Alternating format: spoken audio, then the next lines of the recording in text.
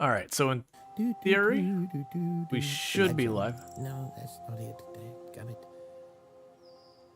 Just adjusting some volume real fast. All right, okay, so we are live. So this is Fabledom. There is a lot of stuff I genuinely don't remember about the game. I remember it is like a colony city building style game that's very fantasy oriented. I'm worried about saying more about it, only because I have that feeling no matter which game I describe, I will be confusing it for other games, because this is a genre that's got a lot, but I believe this was very much leaning on a lot of story, and it's a lot of fantasy-esque. I do remember having a good time with it when I played the demo, though. So let's go ahead and get in. I suppose we could do one more.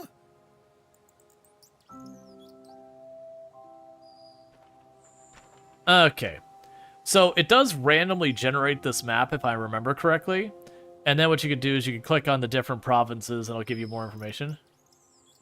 So you can go like here, and it'll sit there and go, okay, medium-sized realm, lots, you know, several hills, large ocean, normal forest, few hills, medium ocean.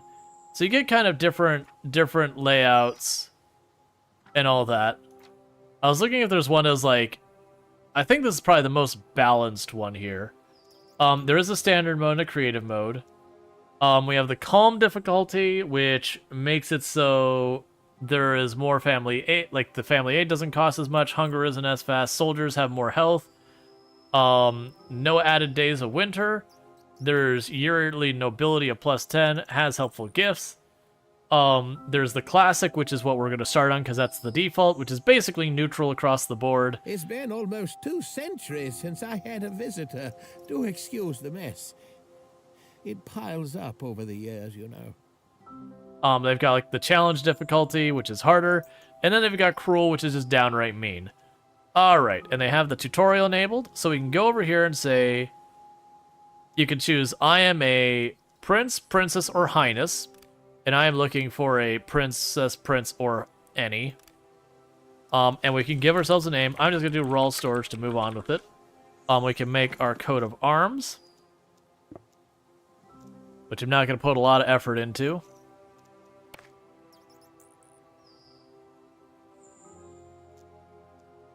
We'll do that for the first color.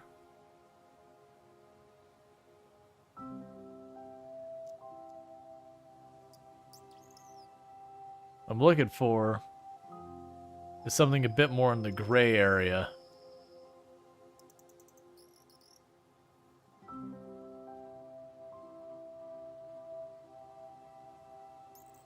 But with this particular color wheel, finding gray is fine. Black will do. And then we can go ahead and the outer edge. I was gonna try and go for a silver.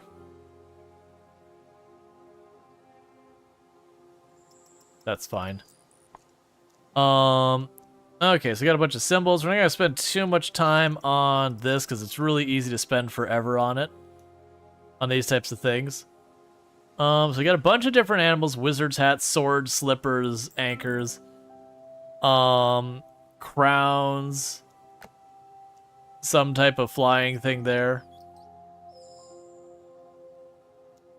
We'll do the adorable little frog, and I'll make it green. Good enough for me. There's some sort of Cthulhu squid thingy with suspicious looking head. Oh, there was a crab? Was there a crab? There should be a crab. So we've got some spiders, some snakes. Yeah, I am not seeing a crab. I do see a cute little frog, though. It's fine. Alright.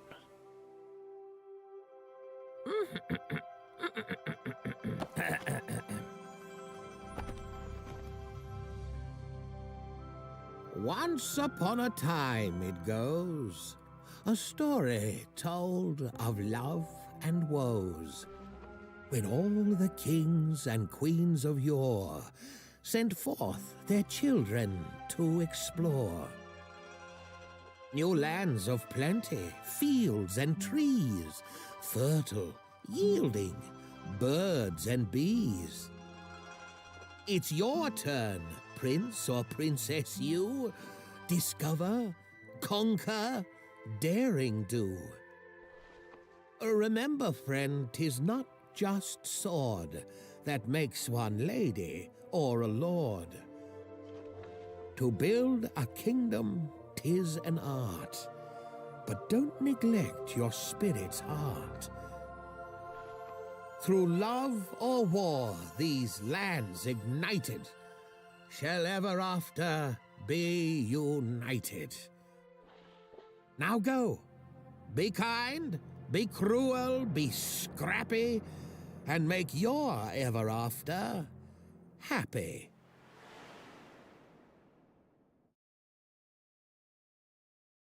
I kind of wonder if you could actually, like, quietly make, like, this loading screen, this processing screen. I wonder if you could quietly do that in the background while that plays. Like, just have, like, the video loaded up in front of it and have, like, it doing all this processing in the background. Like, the risk would be that the video would get choppy. Still, it's interesting with that. It would be a little bit of, I mean, I'm hoping you can skip that, like, for those, like, separate playthroughs. I assume you can. But, yeah. So we are generating our realm. I know there have been others who have been playing this game, and generally from what I've been hearing pretty positive things about this game. Like I said, I played the demo. My only issue was there was a bunch of similar demos came out at the same time, and I don't remember which ones are which. Okay. So we can move with WASD, we can scroll, and we can camera. Where were we? Oh, yes. Our kingdom began with little more than a humble laborer's hut. Now, where did that go again? Let's see here. Okay, so we're supposed to build 5 gravel roads, a laborer's hut, and assign a laborer. Okay, so it is on a hard grid system.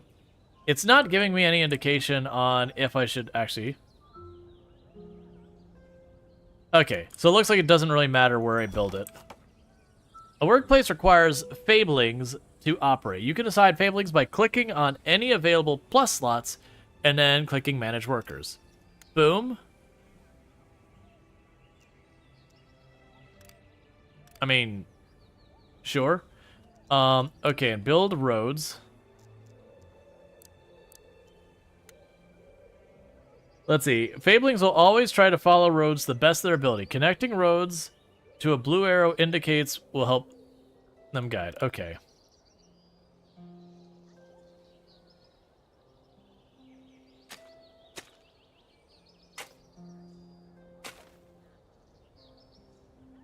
Okay, so we finished the first part. Constructing a homestead. Build a homestead. Build 2 homestead attachments inside aside a head of household. Some buildings use foundations and attachments. After placing a homestead, hold and drag to place the foundation. Attachments are placed automatically by default, but if you prefer, you can disable that feature and place them manually. Okay.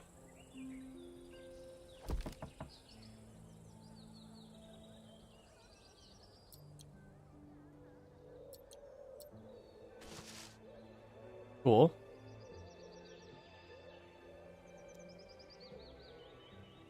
So we can add 2 things. So we can add a clothing line.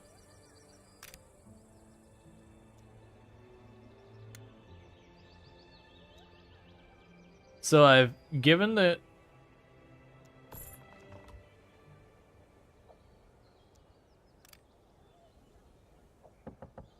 So it wasn't letting me choose these. They are building it, though, but let's see what happens with that. Meanwhile, it's going to be one of those things that, you know... It's going to want me to build those. Alright, so give them a moment to build the homestead. I'm not sure if I did the attachments correct.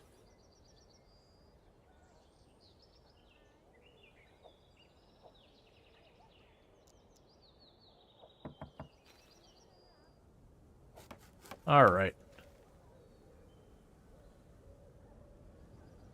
How was the demo? The demo was pretty decent. It had a couple little things, but the demo isn't fresh. That's actually a demo that's been out for a while.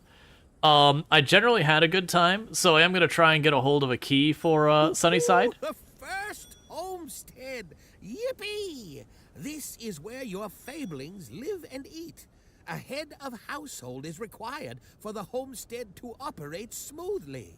Now, make sure one has been assigned, won't you? Okay. Yeah, so I generally had a good time, so I could definitely see doing that. So we already have a head of household, it automatically assigned. The residence requires a head of household to operate. You can assign one by clicking Manage House. If the fabling that takes up the residence has no job, it will be assigned automatically. The head of household makes sure the home is stocked with food and other resources required to keep the fablings happy. So we need to finish another homestead and a well. Okay, some buildings affect each area. The blue indicates the shape. Gotcha. So the idea is I want to place this so that it's accessible to a bunch of them. Some buildings require upkeep to stay in good condition. See when your next payment is due at top of your screen. I understand. Okay.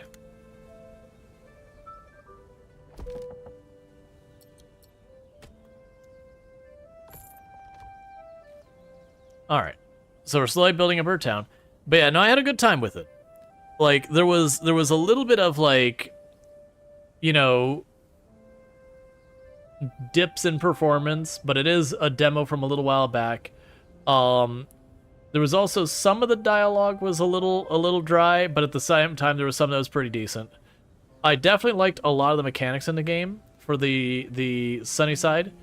So like I said, I do intend to request a key. I think it's in that area where if I get a hold of a key, I will probably play it just to check it out to see the full version, like give it a proper play. Because we only played like 2 hours. We only got, I think we were on day 3 or 4 of the 10 days. So you only kind of got an early taste of what it had to offer. But then my idea would be when it actually comes out for real, if I can get a hold of a key, I'll give it a proper sit down where we can knock out a stream or 2 or 3, see how it is. And if we're really jamming with it, you know, obviously we'd keep playing it. If it is those things like, then you know that's fine too. Alright, so we gotta wait for them to build the next household.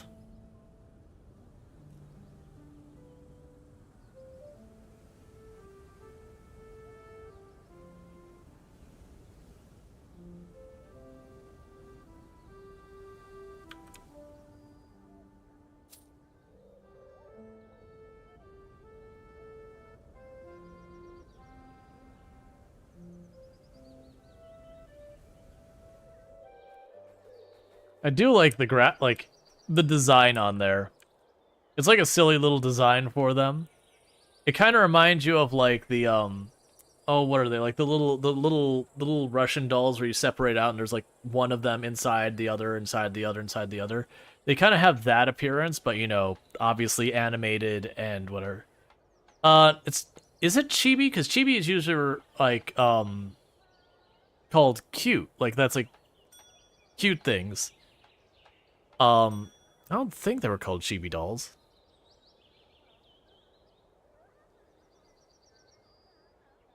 Ah, finally, here come our first newcomers. As Okay. long as you keep your population happy, more will want to join. As long as there is room, of course. Yeah. Welcome, welcome. Yeah, so it's a Matyoshka doll. Yeah, that's I think that's what it is. I haven't seen one of them forever. Every 8 days, visitors will arrive in your borders of the kingdom. If your kingdom seems desirable, you need to decide who you want to allow in. Okay, I just hit a button, they showed up. Alright, so I'm gonna need to build a farm. Yeah, they're nesting dolls. That's the other name for them, is nesting dolls. Which is what I knew them all as. Lumber farm.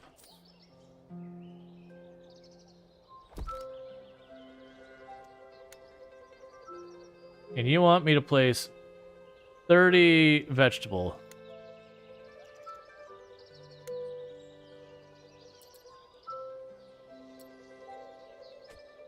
So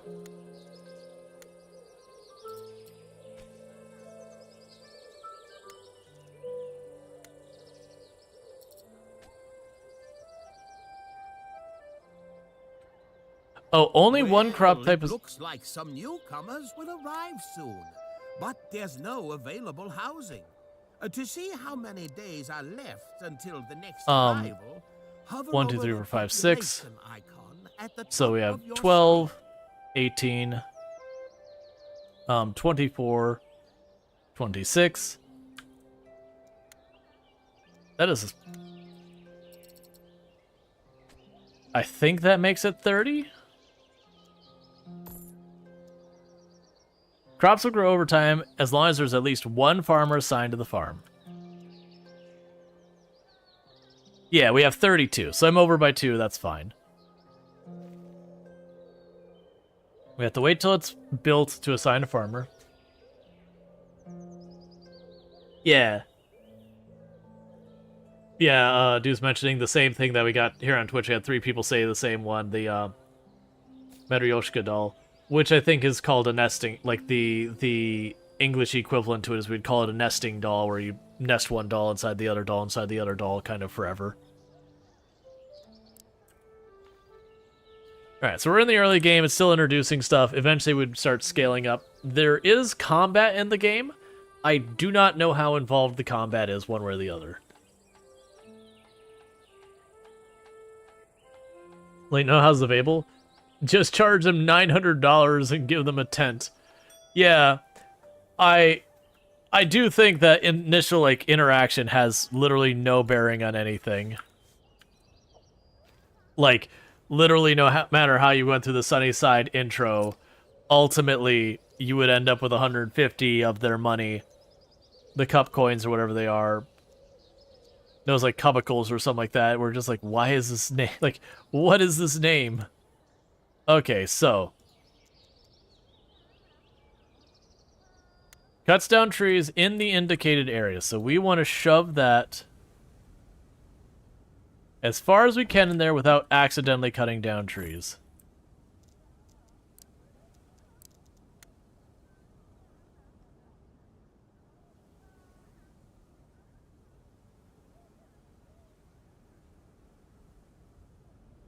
I hate this because it's resulted in a square. And I hate putting squares and paths in these games. Not enough capacity. Okay, so I need to build more homes.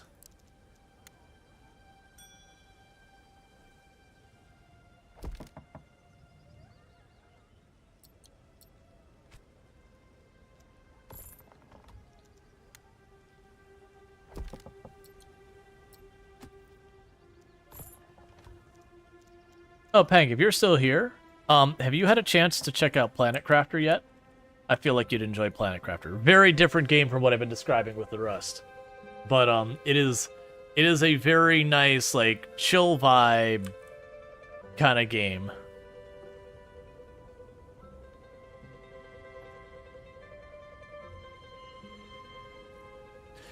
Now, I'm assuming this little box is my current play area limitations, and that as we advance the story, we will be able to expand beyond that.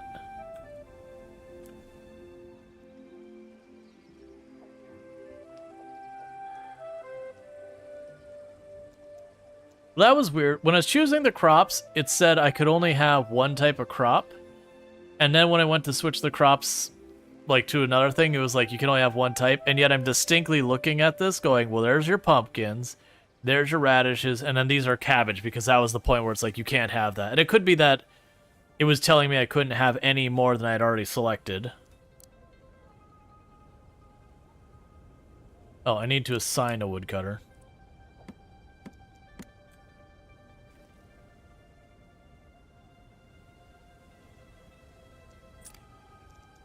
Place 3 decorations.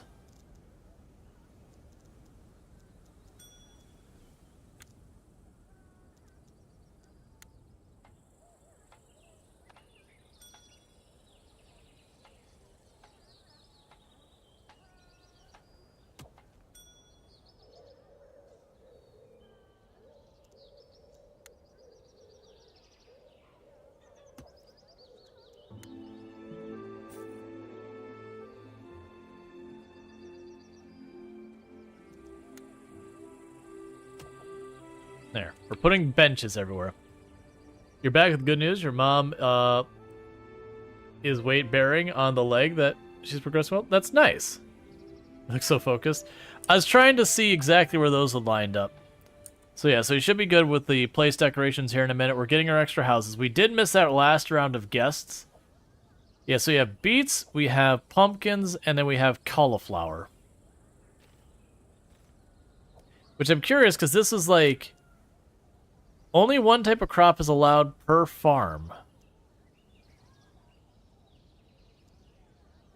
I mean, are vegetables a type, or is pumpkin a type and beet a type? Because you definitely let me build all of them. So I'm not sure what's going on with that. That one's not super clear. So we'll see what happens with that if we end up having a totally cursed situation. Alright, reach the population of Hamlet. So they're building our houses here.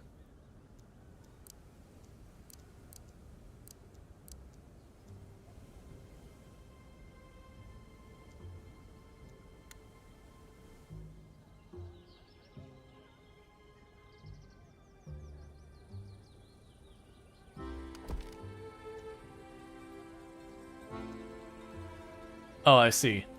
Don't do that then.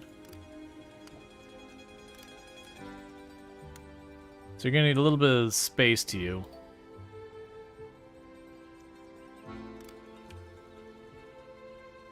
Alright, so got more people. They're still building the homestead. I do have more supplies on the material cart. My assumption of what is going to happen here is eventually the material cart, we will deplete the materials and it will vanish, or I'll have to take it apart or whatever.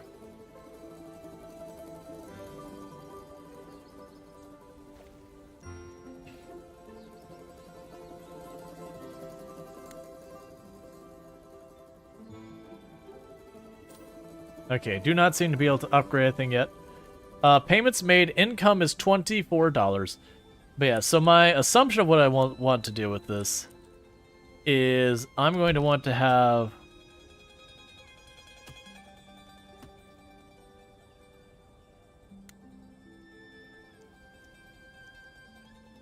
Oh no, I really like that building. Ah, I see. You can only have 3 tiles. Okay, that's fine.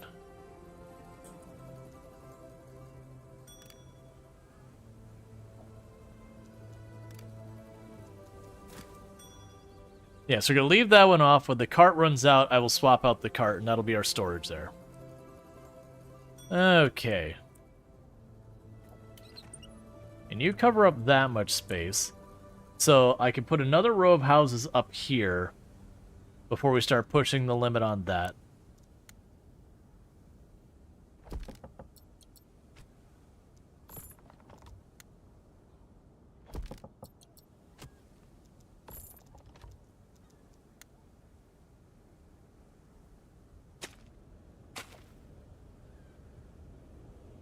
Okay, and that'll help with our housing. So I really don't have a feel... So we definitely are getting multiple crops out of here, because we did grab pumpkins and this. So I'm assuming, like I said, that it's probably veggies here. We can assign a worker to the stockpile.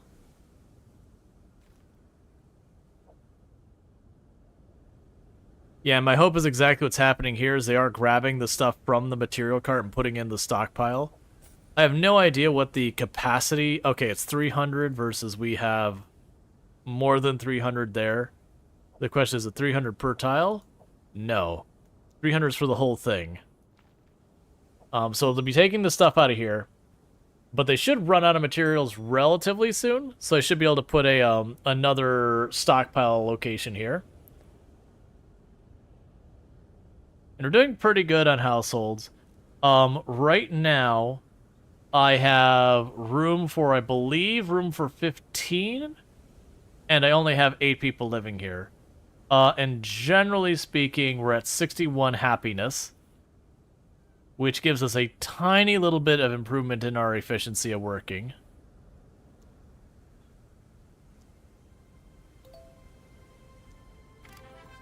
Okay, milestone reach. Goodness gracious, we've already managed to find enough Fablings brave enough to trust us with their livelihood to call ourselves a hamlet. Going forward, your family will expect reoccurring payments of 0 coin to the family fund.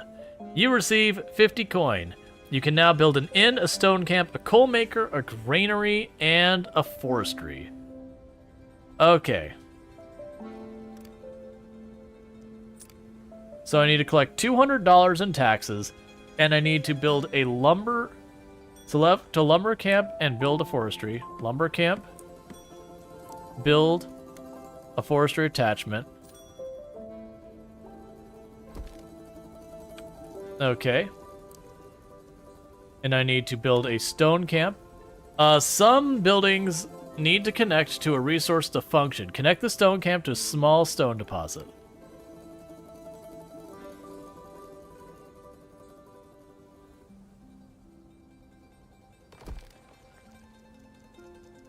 All right, we'll want to attach that with the gravel road, with the road as well. Okay, so that's doing that. So yeah, so that's waiting. We're already at 70 in taxes collected. As we so desire, all the taxes, all the time.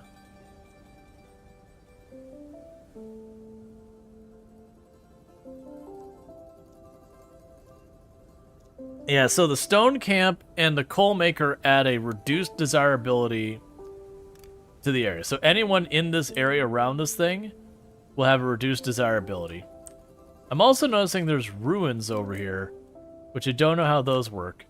It looks like we got a pretty good area here. The other thing I'm curious about is there was the larger world. Be right. It seems you got a letter from a secret admirer. Odd. Well, I suppose there's no accounting for taste. Just joshing. You can open it by clicking the letter icon at the top center of your screen. You will let me know if there's anything good. I don't get out much anymore. All right, M does not bring up a map. We received a letter from Agnes. Dearest Prince, my son in spring, such a splendid land this is. Undulating hills and wide fertile plains. It is a dream of our ancestors. I wish to make this land into a paradise, but I cannot do it on my own. Your dashing countenance is already the talk of this land. Shall we meet? Agnes, the Harvest Princess. Okay, I didn't get to choose anything there. Like, literally it was just a letter, and we were like, okay, trash. Okay, disregard letter and all of its contents forever. The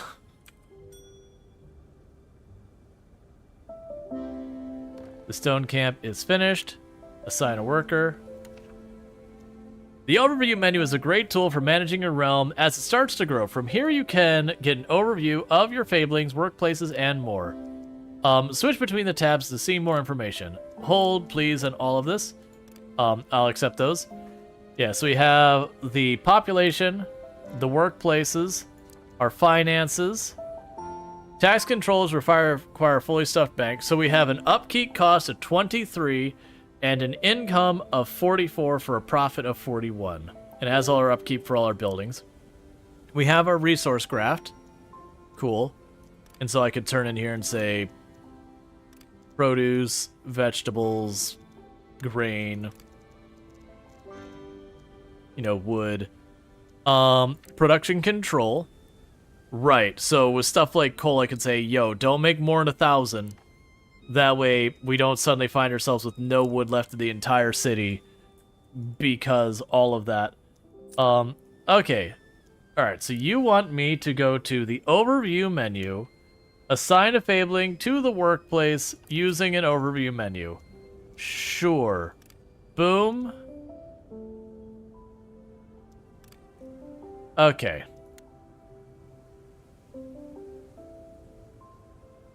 Oh, and you want me to select a fabling using the menu? Cool. I'm happy that they opened a basic well close to my home. I'm really excited about getting a fresh start. You go, little peasant. You can apparently change their names. I don't know how long they live for. We could go to the territory. Okay, so we could purchase territories. Gotcha. So tell me what is in the territory. And all that.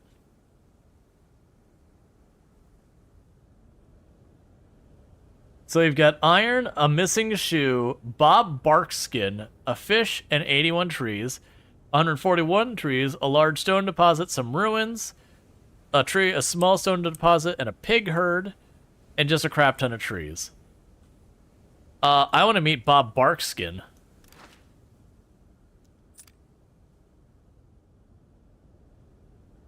Ah, Bob Barkskin.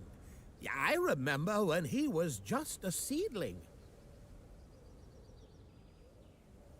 So apparently when I get a hero, we can interact with that. Okay, so we need to build a hotel. So the well covers this area, so I could probably shove the hotel over here, I think.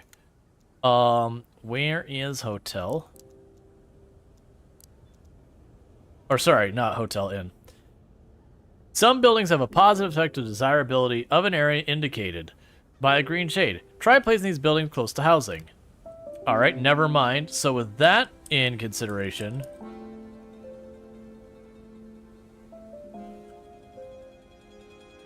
I'm going to put it over here, because that should cover all of our houses there, and then I can put another well down here to expand that way in the future.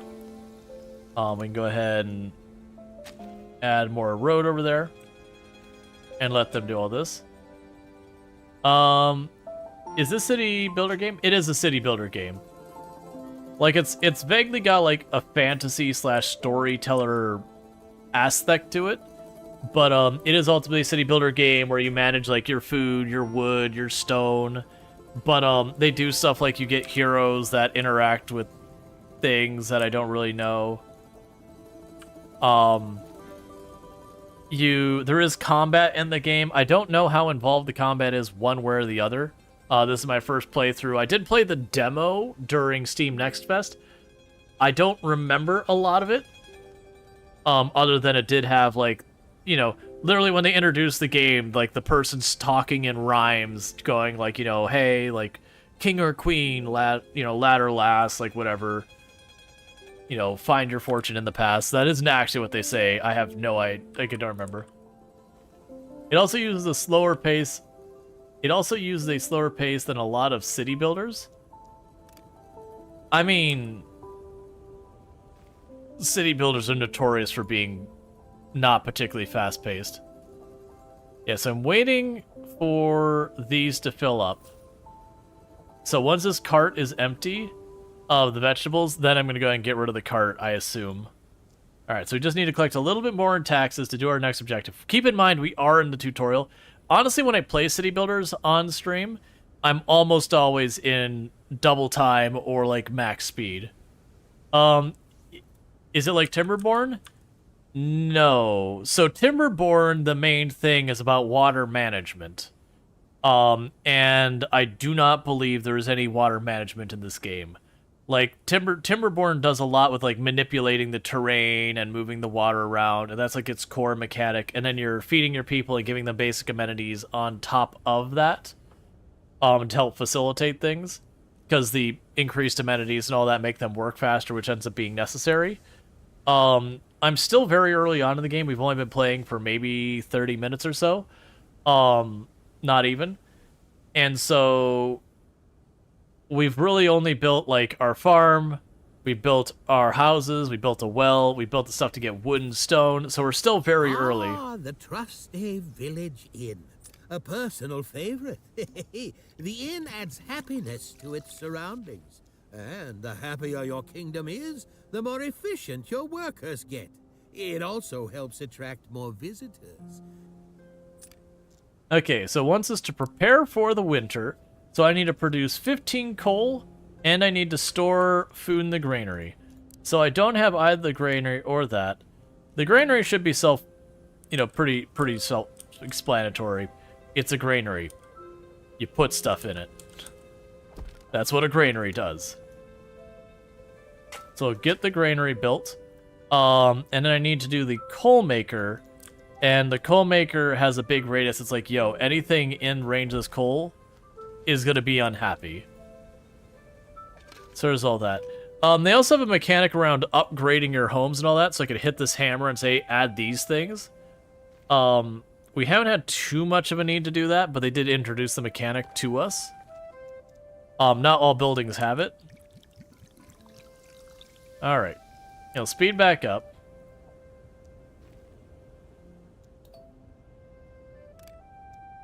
Alright, got a couple new residents. But yeah, no, it's in the same genre as Timberborn, but I would say Timberborn does have quite a bit of variance that is not in this game so far as like, sorry, not variance. It does have some concepts around water and terrain manipulation that's just not the nature of this game.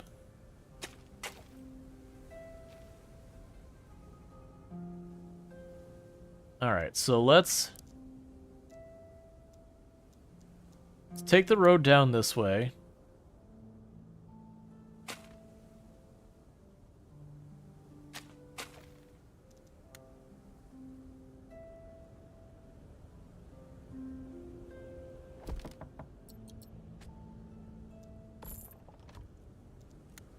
And I'm trying to keep the houses going.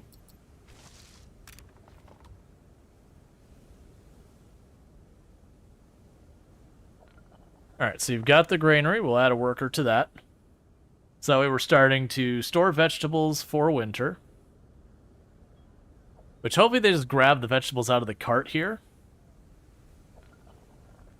And how much? You store 450, so it should literally be able to completely deplete the cart and a bunch of our other storage. And we're still making pretty decent money. I need them to finish this coal thing, because I think with the fast forwarding, I got ourselves to winter a bit faster than I should have. And I have a feeling I'm going to need that coal to survive the winter. So we might have people die. But yeah, I'd be a little scared if this is slower than most city builders, because city builders, like for the record, they're really good to play on your own. But for streaming, city builders are very tough to stream a lot of times. Because a lot of them have a very, very slow speed to them. There's a lot of downtime. They're what I usually refer to as an ant farm game, which the idea is you go in, you poke it, you do a couple changes, you step back, you let it run for 15, 20 minutes, see what happens, you poke it for a little bit, you sit back. And so they're like the perfect games when you're trying to work on something that you don't need to be super focused on. So, you do the one or two things that you're working on, you poke at your city for a little bit, you go back to the thing you're working on. It's great for people doing the Pomodoro method for working on stuff, which for those who don't know what that is, it's where you work on something that you need to get done for... People have different times, let's say 20 minutes. So you work on that for 20 minutes, and then you take a break for 5 minutes to do something fun, and you go back to 20 minutes, and you have a strict timer with it that you ping-pong back and forth. And it's very helpful for people with stuff like ADHD, because what you can do is you can get that dopamine hit from whatever the fun thing is, and then immediately go to your work, which helps you stay focused, because then you're not fighting with your brain the whole time, and as that starts to wear off, you switch back to get that dopamine hit, and then you go back into it. So it's kind of working with your brain chemistry as opposed to working against it.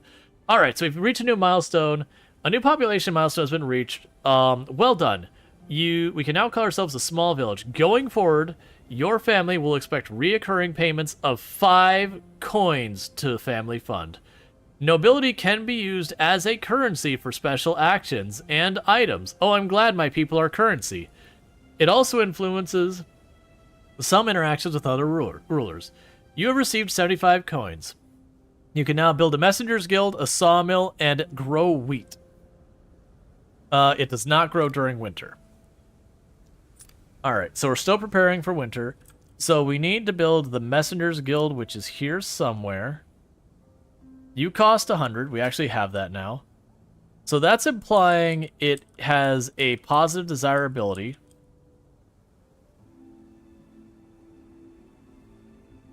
So should make my people happy living near it. I'm assuming the Messenger's Guild in this case is basically their equivalent of a post office.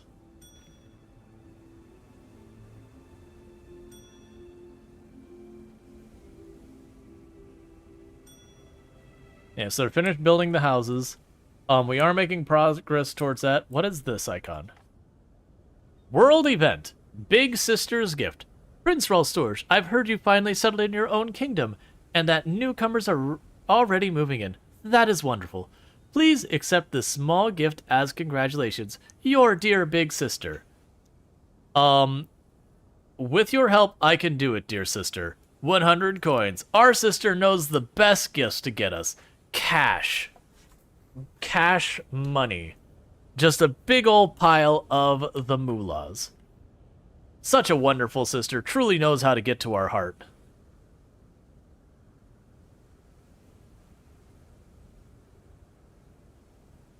Yeah, so we got 10 nobility, which we can apparently use as a currency. We can also probably look at buying another territory, so it'll cost us 100. I am going to go and get this one over here with the pig herd. Man, when is my brother going to give me $100? Must be nice. I know, right? Like, don't get me wrong, like in adulthood, like $100 means way less than it did when I was younger. But hear me out. If one of my family members is like, here's $100, I'd be like, hey, I'm excited about that. That could buy like a dinner or 2 or 3, all depending on like how fancy you want to get eating. Well, a singular dinner or one person's dinner out of a full meal if you're talking real fancy. But like you can get a whole bunch of meals. It can, you know, deal with some home projects. You can deal with like a lot of that. $100 is definitely not nothing. That helps a lot. That 100 grand in coins, probably $1,000. I mean, definitely like $1,000 when you have something like your dryer goes on the fridge. You're like, we're okay. All right, so we're getting like 2 people moving at a time. I'm wondering if... Oh, we're still building the houses. Right. So I'm stuck waiting on the wood, and that's because some of that wood is being used there. So let's go to our forester. How many unemployed people? I have 3. Yeah, let's lean in and do more wood choppers and all that. Because we're falling behind in this. And just precaution, let's go ahead and add an extra farmer. What is this?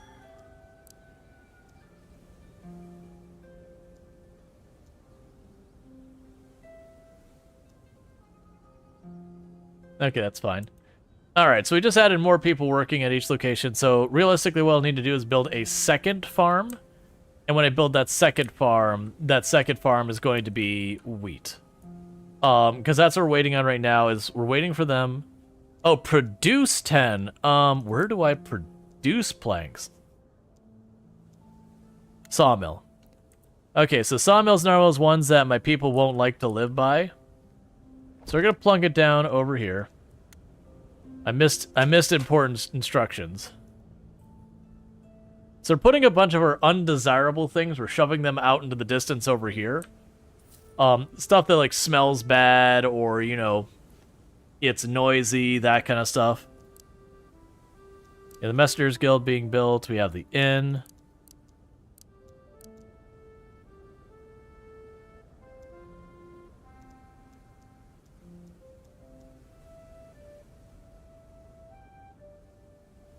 Alright, we won't bother building more, so we can increase the attractiveness of our, like, the beauty of an area.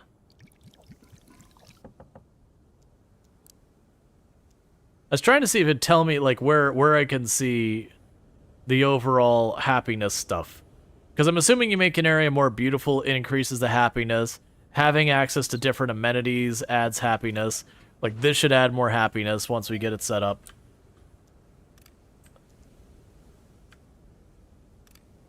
Yeah, don't have houses for all of the visitors, so I can't welcome them in. We are working on that. So I only have 2 unemployed people right now, so realistically I'm gonna need more unemployed people soon. Our forestry is working on a bunch of this still. Plants new trees after one has been cut down. Sorry. Use the attached lumber camps area. Yep. So we're cutting down the trees and regrowing them. I'll realistically need to add another one of those eventually. How cute are those pigs? I hope they don't end up getting eaten. Oh, we're absolutely eating the pigs. There is zero question. Prince Rual Storge, Secret Santa, what a childish gain. It is below me and my stature. Unfortunately for you, I wasn't given any instructions. So enjoy this. You deserve it. Your Secret Santa. Enjoy this gift. 40 coal. Starts placement will start placement of material covert.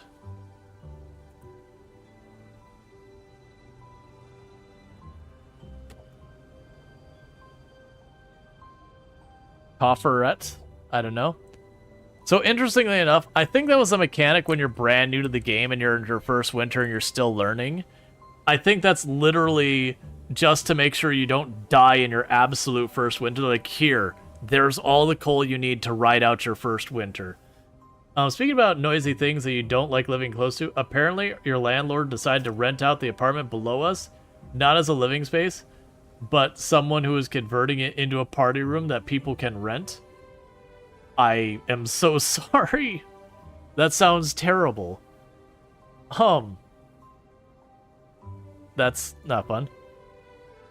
Prince Rual Storge, our club stands proud with our love for stones, but other fablings seems to mock us for our beliefs. Can you help us show them the honor of stone gathering? The Stone Lovers Club. Okay. Of course, let's show them. We will have a deadline of 30 days. We will be rewarded with 5 nobility. If we fail, we lose 5 nobility. Yes. Let's do this. Get that stone.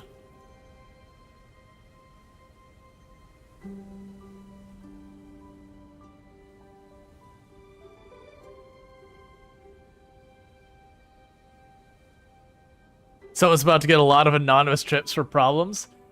Yeah, so I think the curiosity would be like, I don't know what the laws are at the location. There's lots of different things you run into. Like there's the noise pollution type thing that you are restricted to only allowing noise to be over a certain like amount in different areas. You have the possibility of like if anything is happening unlawful, like underage drinking or stuff like that is a problem there. There's the zoning of the property. If you're having it for like parties and all that, that ends up being a commercial property, not a residential property. And so if it was land, if it was like, you know, not a mixed property location, they would be running afoul of the zoning of the area. So that is honestly a ticking time bomb for them if they haven't really done carefully. In my experience with almost all of the almost all that stuff is that is a really easy way to get yourself in a lot of headaches. And I find looks cold out there. Oh look, my wand has shrunk. That's not, it's too much information. I don't need to know about the size of your wand, man. Apparently the building we live in can be both registered as business and living. Korea does have regulations about noise, but you need to prove certain decibel amount before the police can intervene. Yeah, that's not unusual. When you have noise complaints here in the US, like sometimes you'll have the cops come by and they'll be like knock knock knock, knock it, like, you know, quiet down. Police hate responding to those calls because it's a total waste of their time and not something they want to be doing. And usually they'll be like, hey, you need to break up the party, or hey, you need to bring that down. Unless it gets to the point that they spot underage drinking, then things change. Then the police get properly involved in a lot of those. But like just people partying, they're usually like, hey, cut the crap. Waste of tax dollars too? Well, yes and no. On one hand, if you're sitting there and you're in like the middle of a residential zone, it's 3 a.m. and you're blasting your speakers, you know, someone's got to put a stop to it. And I can very much understand like someone not just going over their neighbors and slamming on the door and all that. And so there's definitely a thing. There are certainly also times people do noise complaints that are like, look, man, come on. Like, we're not being that loud. Like, it's middle of the day. We're not being that loud. I know you don't pull the night shift. Like, let's let's work with each other here. You let me have this, and, like, I'll ignore some other stuff that are, like, petty little things on your end as well. But yeah, I know it is a waste of police officer time, but it is those things that's, like, when people do break the rules, there is things. Because there's, like, very much I work third shift. I'm fortunate that I don't have noisy neighbors here, and our houses, like, aren't all attached like a duplex or whatever. But I definitely have known people when they live in an apartment situation that they'll have, like, the neighbor below them will be blasting music at full volume in, like, the middle of the night and all that kind of stuff. And so, yeah, it is. Ideally, you work with your neighbor and say, hey, you were partying really hard last night. It's like, it's fine if you party, but, like, you know, after this hour, if you could, like, chill, it'd really help. You know, newborn baby, please help. So you're disabled. You don't work. You're probably the noisiest one in your neighbor. Just text me if I'm loud. Yeah, that's exactly what you hope for. Is that, like, that kind of stuff happens? That, like, your neighbor will just be like, "Hey, could you take it down a notch? We're trying to sleep." But sometimes you have people who, like, you know, "F you, man, go away," and you're like, "All right, well, I tried to play nice. I guess I get to bother the cops about it." I haven't had to do a noise complaint myself. But I've known people who live in situations where it's like, yeah, no, involving the cops, it had certainly reached the point. Because once the cops show up and they actually document saying, we have shown up for, like, a complaint, the music was blasting loud and all that, they still won't, like, arrest people or anything. That's not what happens. But then you can have, like, a formal complaint where they come out with a thing that, like, check the volume, and if they catch them, they'll start fining them. Prince Rual Storge, happy holidays. Secret Santa sent me one of his favorite traditions. As always, cheers me up in the dark of winter. I was advised this is not a fun gift, but I love it, and I hope you do as well. They're going to give me a big box of vegetables.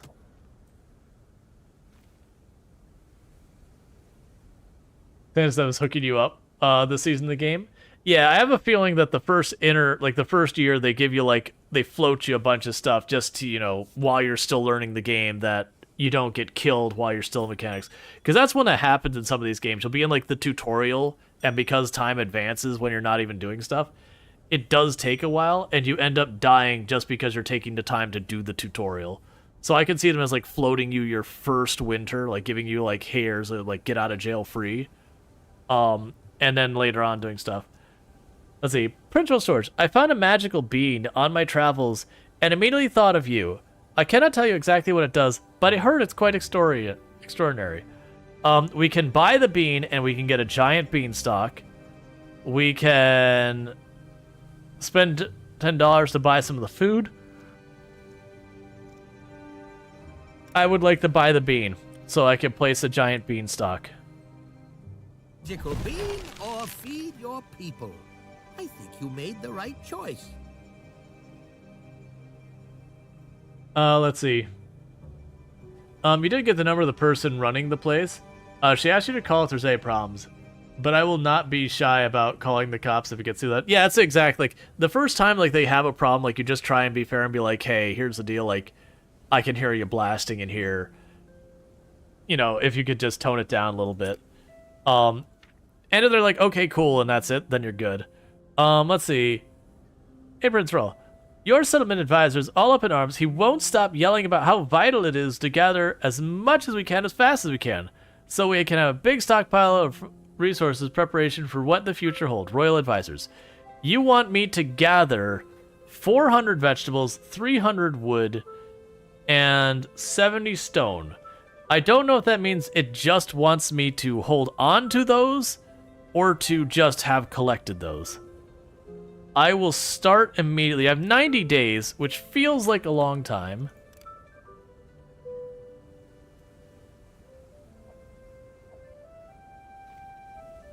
So we're going to let those build, and we're not going to build more right now. I lie. We're almost certainly going to immediately build another house as soon as I need it. Oh, did we ever...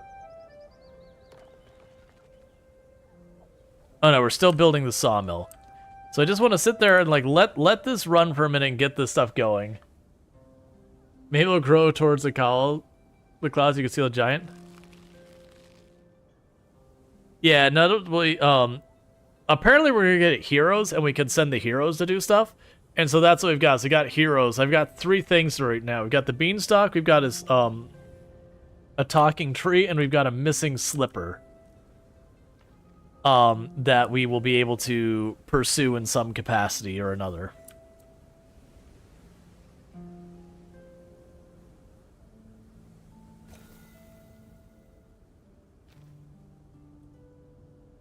But yeah, so they want me to gather a lot of crops and all that. We're not doing great. So the good news is, this isn't how much I need to have in my stockpiles, it's how much I gather in general. So, literally as long as I can go. So, we do have this set up pretty decently, so I am hoping we will actually be able to pull that in. We're also making some pretty okay money. We're still building this house down here. So let's go ahead, and I'm going to go ahead and buy this plot of land up here with the ruins.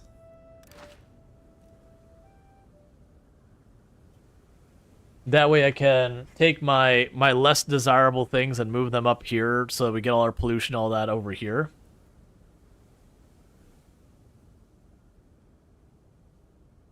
If the beanstalk ever dies, it'll be a has-been. Well, I did notice the beanstalk actually has a number of days on it. These two, they don't. So the beanstalk, I only have so much time to resolve it. But we haven't had a hero yet, so I don't know what else to do about that. For the moment, we're just kind of waiting on things.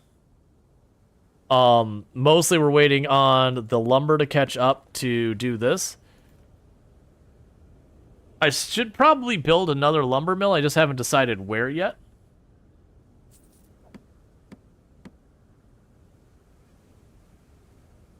Because I feel like you don't want them to overlap because they'll be fighting over the same area. Hey, Pock, how's it going?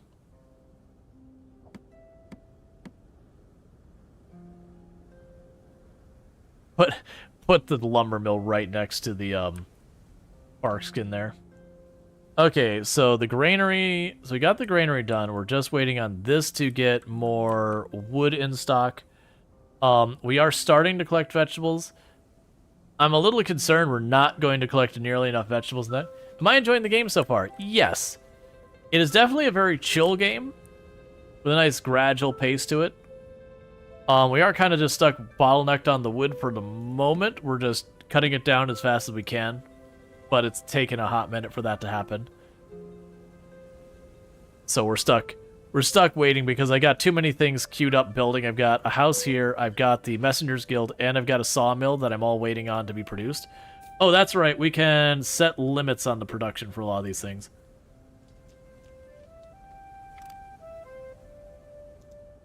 So let's set a limit of 100. And same here. We'll set a limit of 100 of those as well. Because I have no context of how much of that I need of that. But I don't want to go over that much.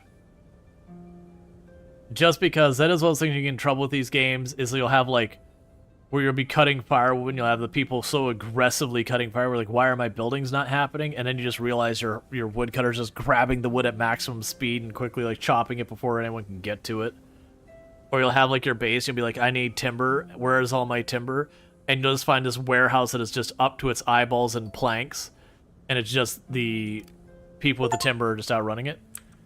Reach a population of 25 Fablings. Okay, let's go ahead and go to here. See if we have more jobs we can assign. Because I have, what? 4 unemployed people.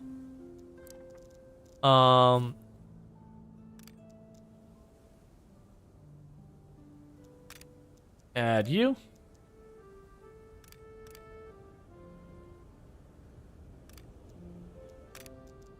Add you. Okay. Wood lovers. Prince Rual Storge. We're having we have a popular saying in our club, you can never have too much wood. Can you provide us with some more? Of course. So we're gathering as fast as we can. The stone was going pretty good. Now I'm not sure. Yeah, just everything is just waiting on these, but we're getting these buildings done, and each time I'm getting one building done, that's freeing up some of our resources in the future. So that'll help out. Let's either this game reminds me, did you ever play Banished?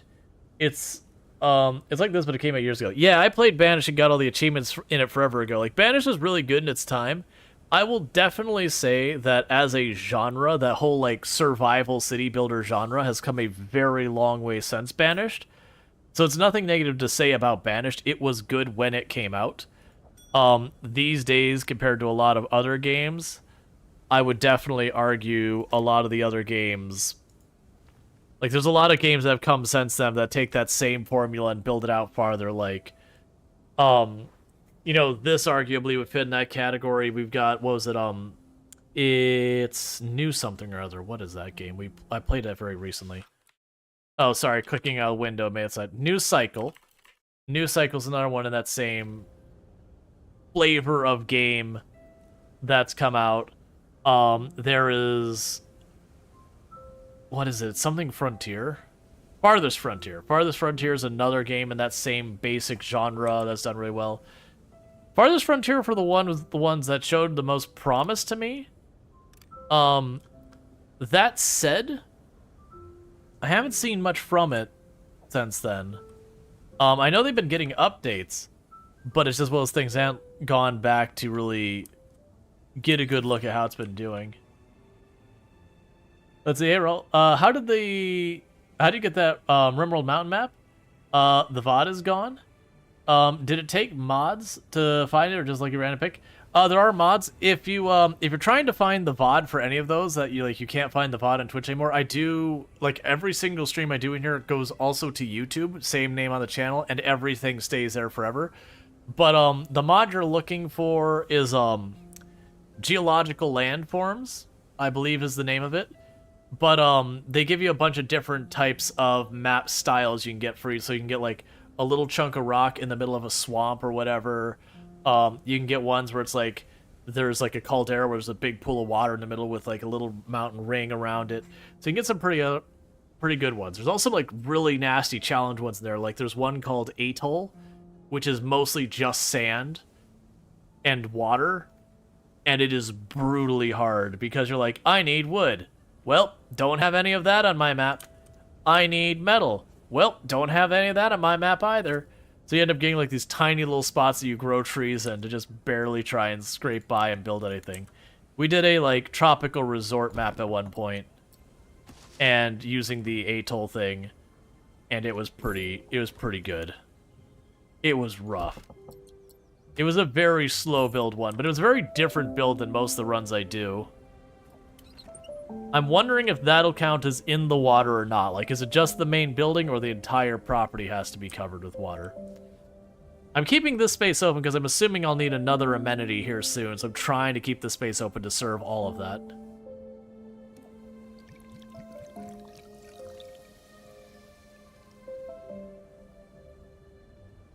Alright. So we're getting pretty close to the half point in. And we are nowhere near where I'd like to be able to make this happen. So there's a good chance we're about to lose 10 nobles. Because the stone is probably on track, but the other two aren't even close. And I don't really see a good way to rectify that.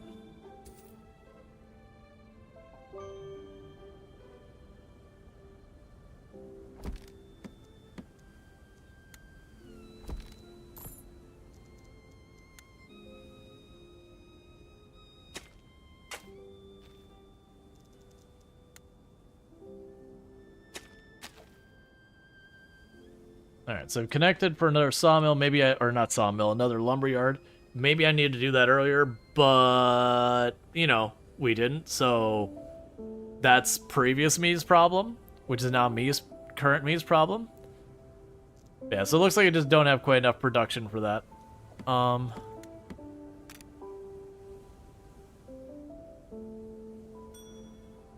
Alright.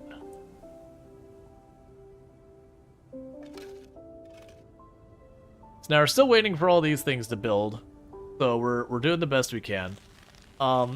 I also have no idea how you get a hero. I have a feeling it's the Messengers Guild is the bottleneck for all of that. So hopefully that gets resolved soon.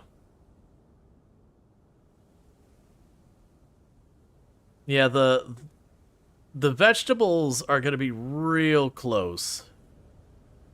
So there's that problem. The vegetables are going to be really close. Maybe it'll work. The stone is on track, like exactly on track, and the wood we are way behind. I'm about to hit 1/3 of the amount of wood in half the time I needed to gather it. So we are well behind, but my hope is if I build a second one of these, we might be able to start playing catch up.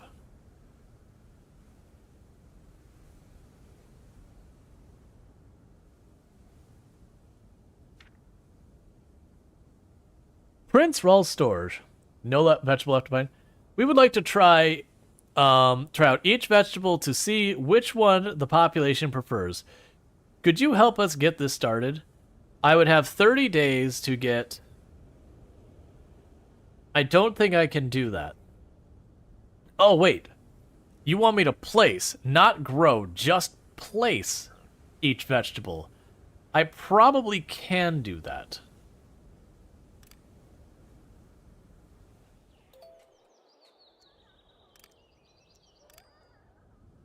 Like, I'll probably need to build a new farm, but we can probably do that as well.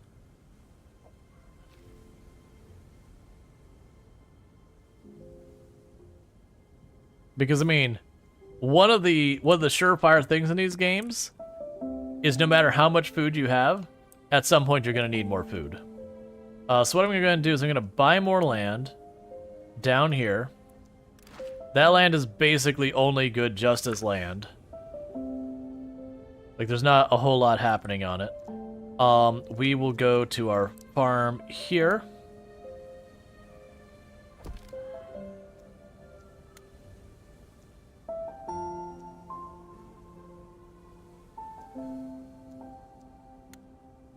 So, cabbage. Carrots.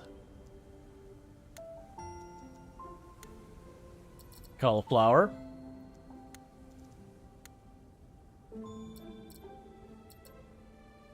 Beets. That must be a hard limit there of what we can plant here. So far as tiles. And pumpkins.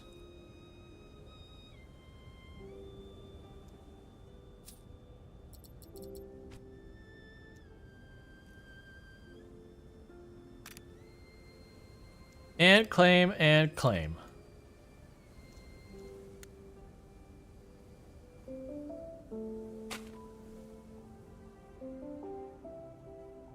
So that'll be another thing to be added to the queue of things that need to be built.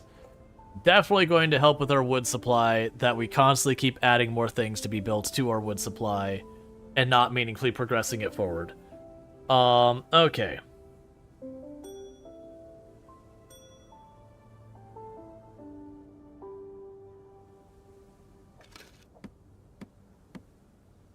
So we do have a new house now, so once we get our next wave of people, I should be able to put more people in the lumber camp to get the wood coming faster. I'm hoping that'll be enough. If we just immediately assign these two, there's only one, that we will be able to start playing catch-up with the wood. I don't think we're going to pull it off in time, unfortunately. I think it's just one of those things that I didn't recognize that we were that far behind and we were just bottlenecked on the wood for way too long. But that's okay, because we'll lose 10 nobles. We managed to get up to 25, and we can apparently use them as effectively a currency. There's a currency I have to earn through, like, what's effectively quests.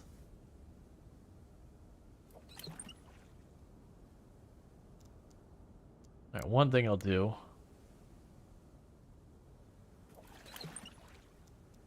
Place another well way over there. That way I could keep building houses in this direction.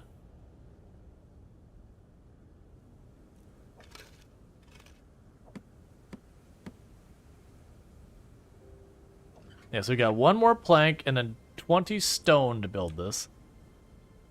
What's making me curious is we are doing a lot of stone cutting. Oh, we actually have 50 stone reserves, so just haven't started moving the stone over there. That's fine. There we go.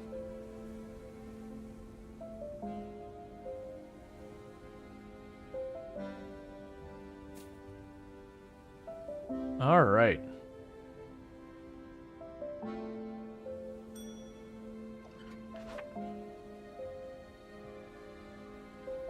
So I have to wait for the next round of people to actually assign a messenger.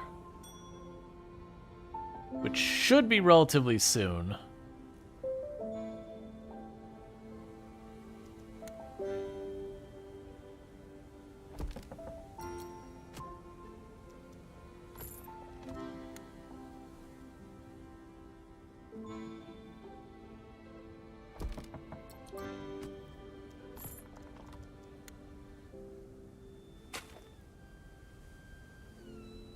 Keep the houses going so we can keep increasing population. No active missions. New milestone reached. A new population milestone has been reached. Well done. Now we can call ourselves a village. Going forward, your family will expect a recurring payments of 15 coins for the family fund. You received 150 gold. You can now build a fisherman's hut, a windmill, a stone quarry, and a hero's quarters. Okay. So, we have a lot of stuff going on here.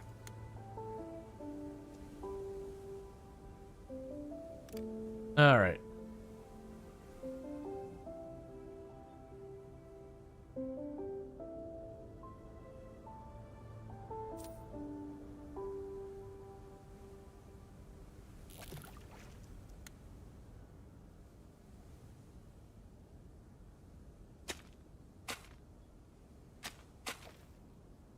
There, so we got the fisherman's hut, so we got another food type.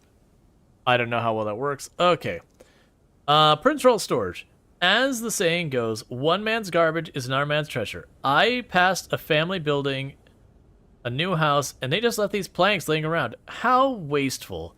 A traveling merchant. For 200 gold, I can get 40 planks. I can spend 10 nobility for 40 planks. I'm going to say no. Because we don't have the immediate need for those planks that badly. And we are producing planks. World map. The world map is used to interact with other rulers, complete missions, and more. Click on an occupied realm and get started. How do I know which realm? Undiscovered. Undiscovered, undiscovered, undiscovered. Okay, I don't have a messenger yet to do that. We're, there we go.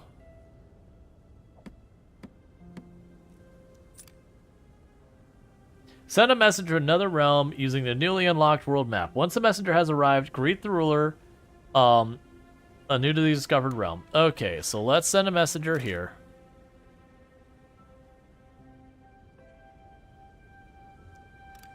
Alright, so we have sent a messenger to greet our neighbors. Let's see, the Surviving the Aftermath and End Zone and others are similar to Bash. Yeah, those ones, they're thematically different, but yeah, same game concept. They just have, like, introducing stuff like dealing with radiation and all sorts of other stuff that's more apocalypse-type stuff than, you know, Banish, which didn't have any of that. So let's see the hero's quarters. 150 and 10 planks. This does not seem to care one way or the other about where it's placed. I'm going to shove it over here.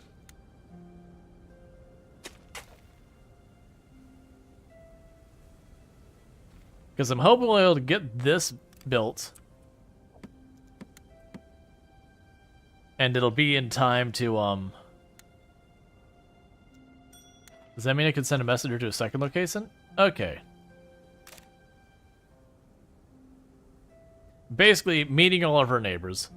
But yeah, so I'm hoping we'll be able to get the hero's quarters built in time to get a hero to do the beanstalk before it expires. I don't think we're getting this objective done here The stone is en route. The vegetables are going to be tenuously close, and are about 2/3 of the way through, while being almost like 75% of the way through its time span. Okay, so we'll get a farmer on that soon enough. Chapter 2, Meet Cute. What? Welcome to my bountiful kingdom. I trust that your intentions are honorable. The pleasure to meet you. Please accept this gift as a token of my friendship. We can give them vegetables. Well met, I look forward to getting to know you. Very positive effect in the relationship. Okay.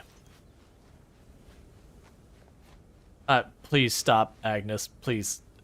Each realm has a ruler with their own personality, missions, and rewards. To learn more about a ruler, click on the information with the I button.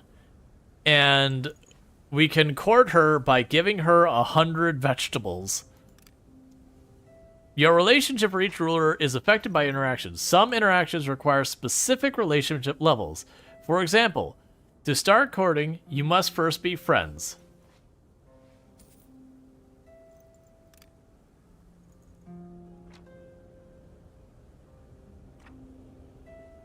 This seems to be like a no man's land. So send a messenger over here. How are we doing money-wise? Basically, I'm trying to meet all the neighbors. Send a message with a gift to another ruler. Deliver the gift successfully. Okay, once we get one of the people back, we'll send someone over to the next one just to see what happens. All right.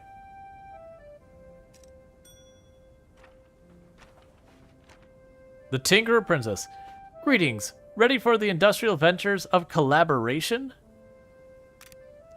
Well met. We're looking forward to getting to know you and learning more about your kingdom. So she would want wood.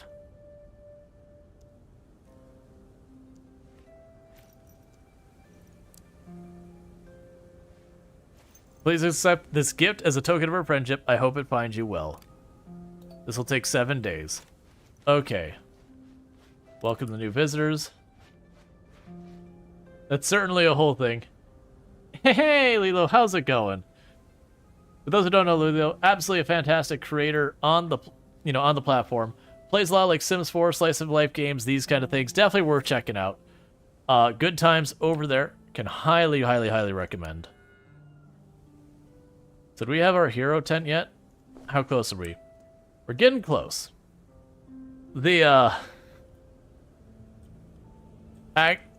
various princes and all that are certainly amusing. So I've got the stone. We're almost out of time. We're gonna get the vegetables in. I don't know if we're gonna get that last wood in, or we're gonna lose our 10 nobles. Oh, that's active missions that I have out and about. Okay.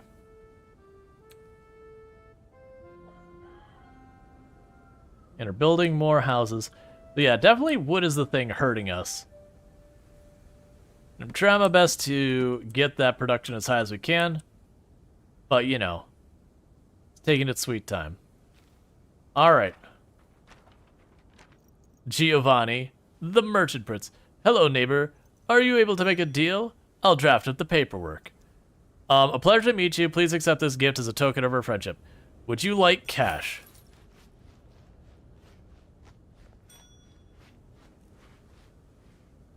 Please stop.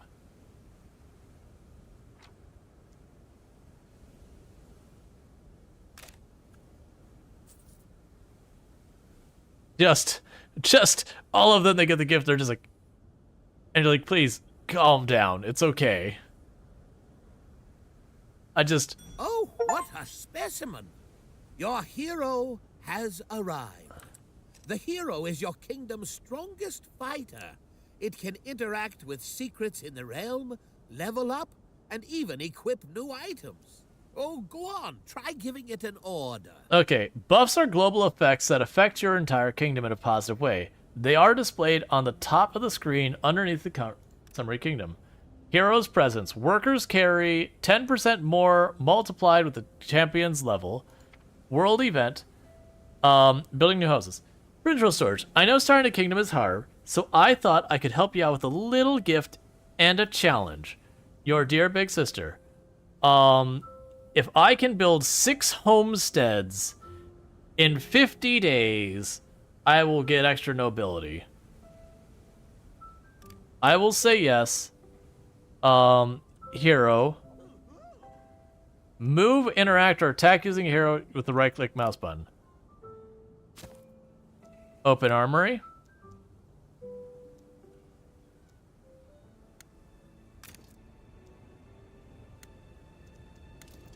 Alright, we gave them a hat and a trinket.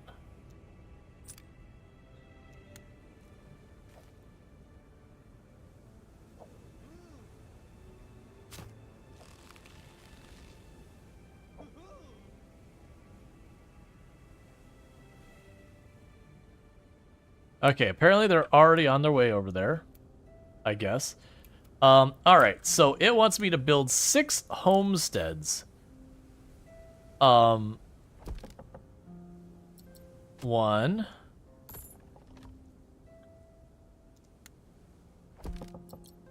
Sister's all like, work harder. Stupid sister.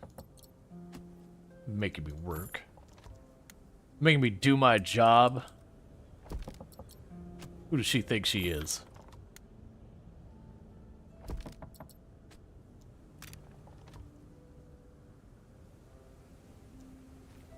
Okay, that was 5. I'm gonna need 1 more, but I'm out of money.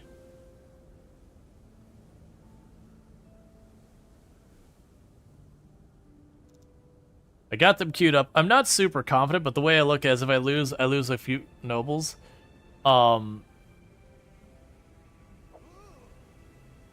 Interaction disabled.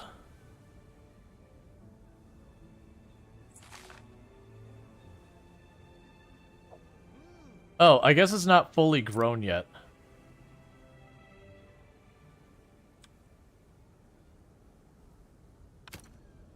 Go talk to the tree. Begin courting another ruler. Deliver a courting gift.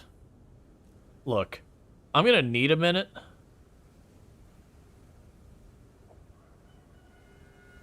The game is just trying to make me move a little bit faster than I want to move.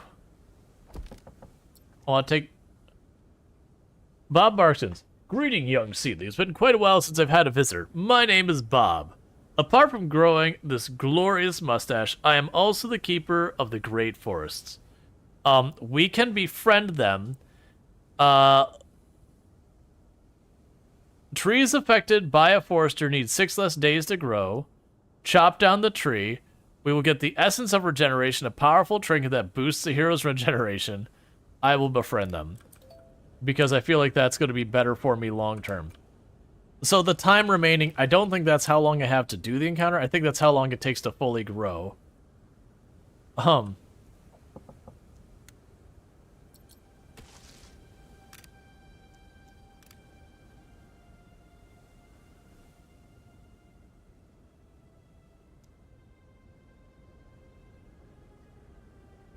Alright. So I need just a little bit more coin so I can get this last one queued up. We're not doing great. It's supposed to be like 50 or 60 days or whatever, and we're already done. It's also like the game's like, you need to be courting someone now. It's like, but give me a minute. Okay, so all 6 houses are queued up. Meanwhile, we can go to our hero. Go look at the glass slipper, please.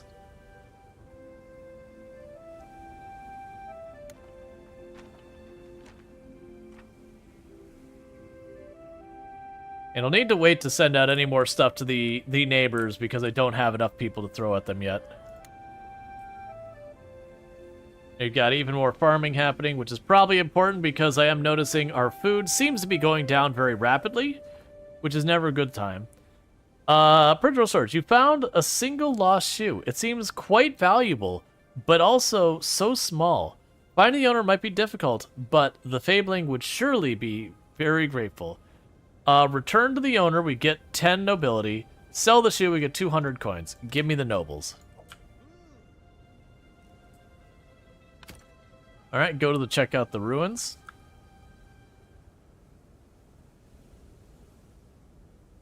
Yeah, so we're hurting on money and we're hurting on that. I've got 7 days. I might actually eke this, the first stock. I might eke this out the last second. Alright. Ramon the Bard Prince. How delightful to meet another estate. I shall compose a lyric to celebrate. I will gift you the vegetables I cannot spare. Please stop dancing. It makes this way more awkward than it needs to be. I am glad I built the second farm. Ruins discovered. While searching through the ruins, the hero finds many relics from the past. Underwear, perhaps, worn by a great wizard. Or how about the floral teapot? Surely used to brew ancient potions. On second hand, perhaps they're just regular items. These can actually be useful, though. A wooden floor pot. A large wooden pot filled with flowers. Aw, you broke it.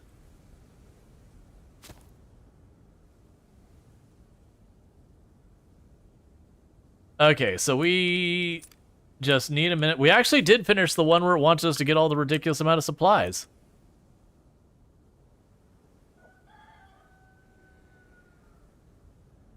Alright, so bear with me. Oh, never mind, I have a drink right here. I was about to say, like, bear with me while I go grab myself a replacement drink. I forgot I staged one.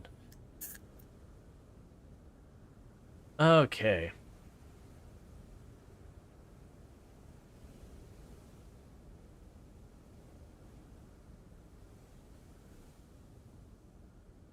It says I have approximately 54 days of food remaining. It sure doesn't feel like it, but that's okay.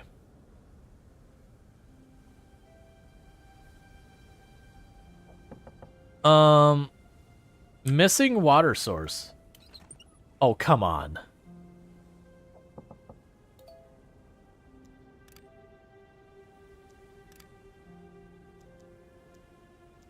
Just demolish that house. There's enough other houses now. Just demolish that house. I'm not going to try and fuss with getting it I want. Well, crap.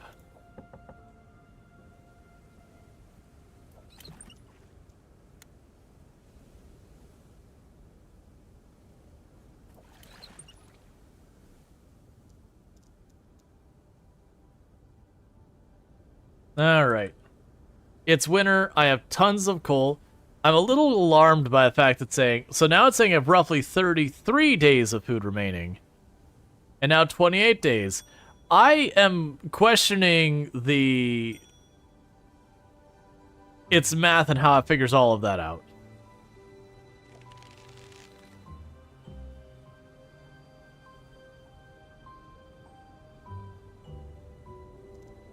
Okay, world map. I'm going to send a messenger down there, because that'll mean I'll have met all of my neighbors.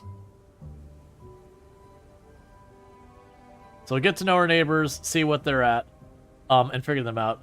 Now it's saying I have 27 days of food, which is unfortunate because I actually... The best thing about fish is the smell, especially in the summer. It kind of distracts from my feet. I have a moist foot problem. Gross. So incredibly gross. I am greatly displeased at this revelation.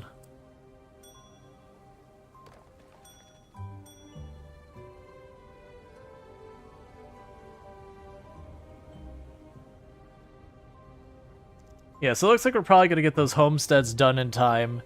We'll want to begin courting someone because they're going to give us cash. And I'm curious. That seems like it's a core mechanic of the game. But it looks like you have to choose between your different people. So far... Oh, we have another undiscovered realm up here. I missed that.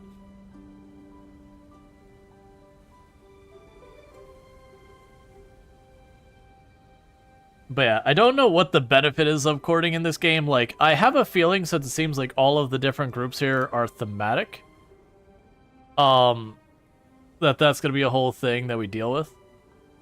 but I'm gonna have to see when we get there. I'd really like you to finish building this, because I am getting nervous about our food supply. Sympathy gift. Prince Roaster, news of your empty food store reached my halls, and I can sympathize. I, too, struggled with the logistics of running a kingdom when I got started.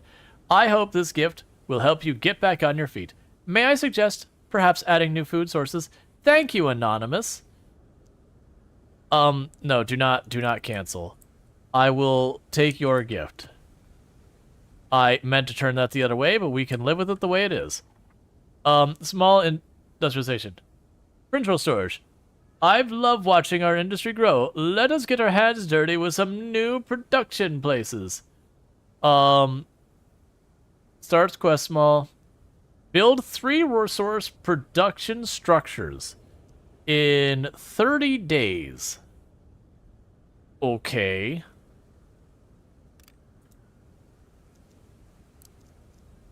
You want resource production. Alright, I could live with this. Hey, tree? Are you cool with the fact that I'm going to build that, like, right next to you? Does that work out for you? Meanwhile, we have a stone camp. There was more stone resources we had over here. Yeah, so there's a stone resource over here. I'm not even going to worry about... Wait, where are you? Oh, you're over here? Oh, it must be a small stone thing? Well, that's unfortunate, because my only one I could reach is right here, which is really a bad position for it. So I won't worry about the stone stuff. Oh, I still need a stone quarry.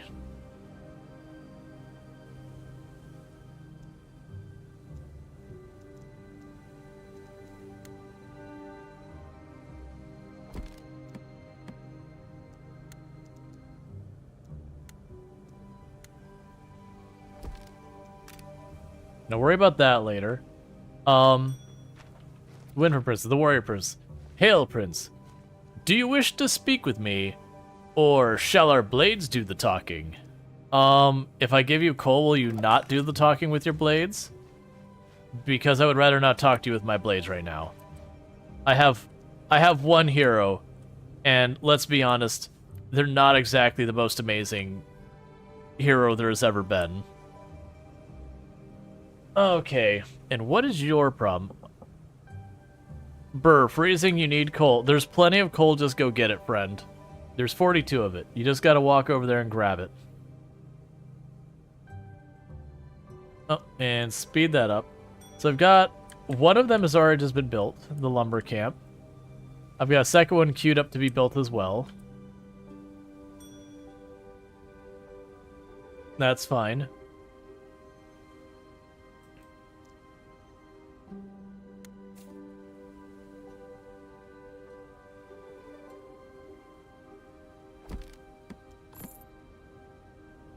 And I'm not building those because I actually want them there or anything. It's quite literally, it's like, okay, give me my nobles. Worst case, I can knock it down and get some of that back. Well, that's not ominous. A witch's hut. Oh, you click on and the birds move. That's more than I was expecting. Cool, so we got some nobles. That's good.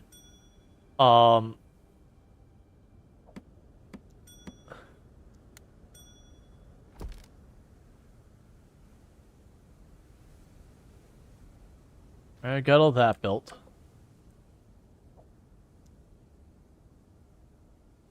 Okay, we're down to the last house being built here. I still have 25 days, so we should get that completed. New milestone! New population milestone has been reached. Well done. You can now call yourself a big village. Going forward, the recurring payments of 30 gold to your family fund. You get 200 gold. We can build a bakery, a stonemasonry, a street theater, and arena of trials. Okay, look, man. I'm still backlog filling some of these things. Like, I still need to make the wheat farm, the windmill, the bakery, and a bunch of these. I'm still working on making our fishing location here. I don't actually know what's the holdup. It's the planks.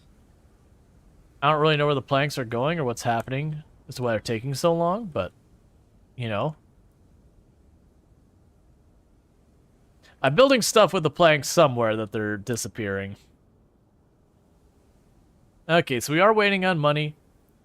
We also need to get out of winter. I really need to get this fisherman's area, so at least I have another source of food that isn't strictly that. I do need to build another farm, and the next farm will be strictly wheat.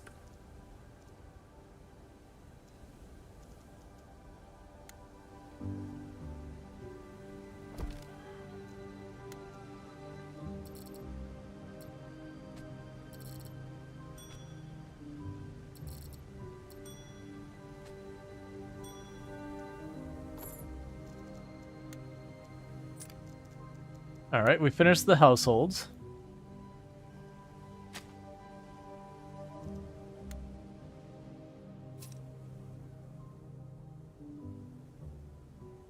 You put the windmill across from the farm. That just feels like it makes sense.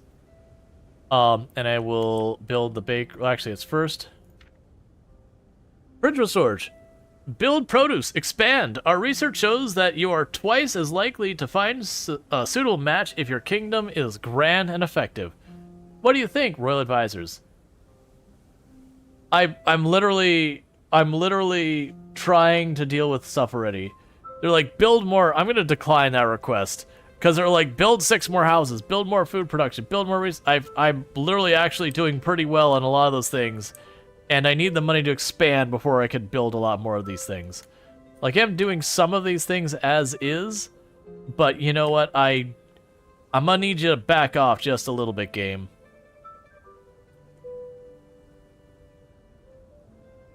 Oh, here, we can put the bakery over here. I was saving that spot for a reason. Alright. Cool. Once our money settles, we're going to go ahead and try courting one of the rulers. Well, actually, I forgot. I wanted to still introduce myself to the last ruler, because I, of course, want to see what my options are. I wouldn't want to start courting before I, like, you know, I do the entire gambit to see, like, what's available. This is like medieval stuff. You gotta do strategic relationships. It's all about alliances and stuff like that.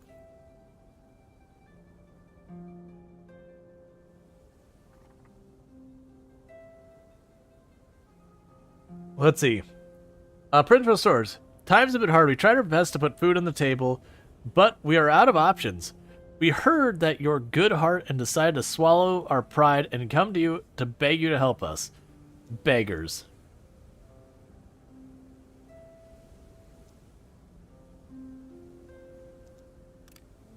I'm going to delay it. I don't know how long that's going to stay there. If I can reach the food, I will give it to them. But I physically don't have the food to give them.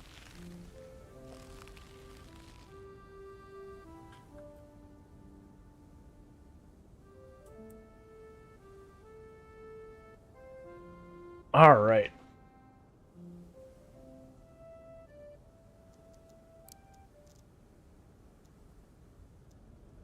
Yeah, so the stone masonry, we don't have one of those.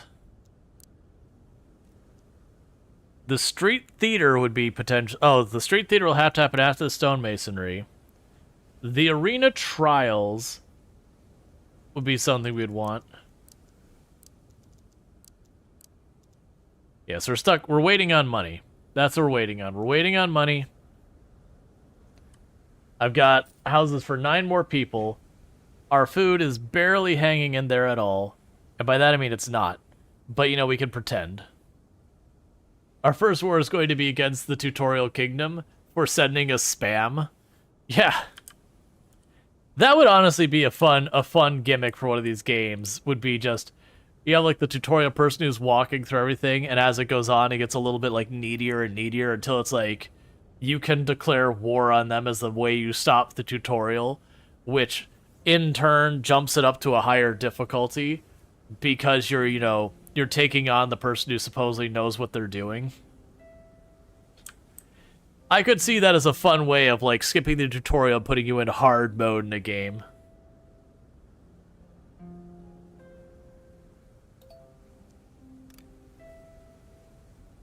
Alright, so we're welcoming more visitors. Let's go to our sheet. Oh, here on our production tab. I see no reason to delay on flour and all that. For stone brick, let's limit that to 100. And everyone...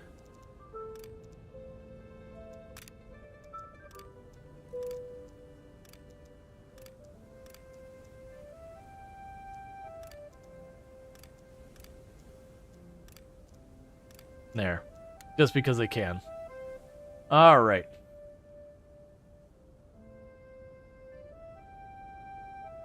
Yeah, so everyone's collecting food. We're still waiting and trying to get the Fisher's Hut there. We've got more farms coming up. So we are growing very rapidly, but we are running into problems with our growth where I just need to get more food happening faster. This stockpile is perfectly fine. The granary is not even remotely taxed.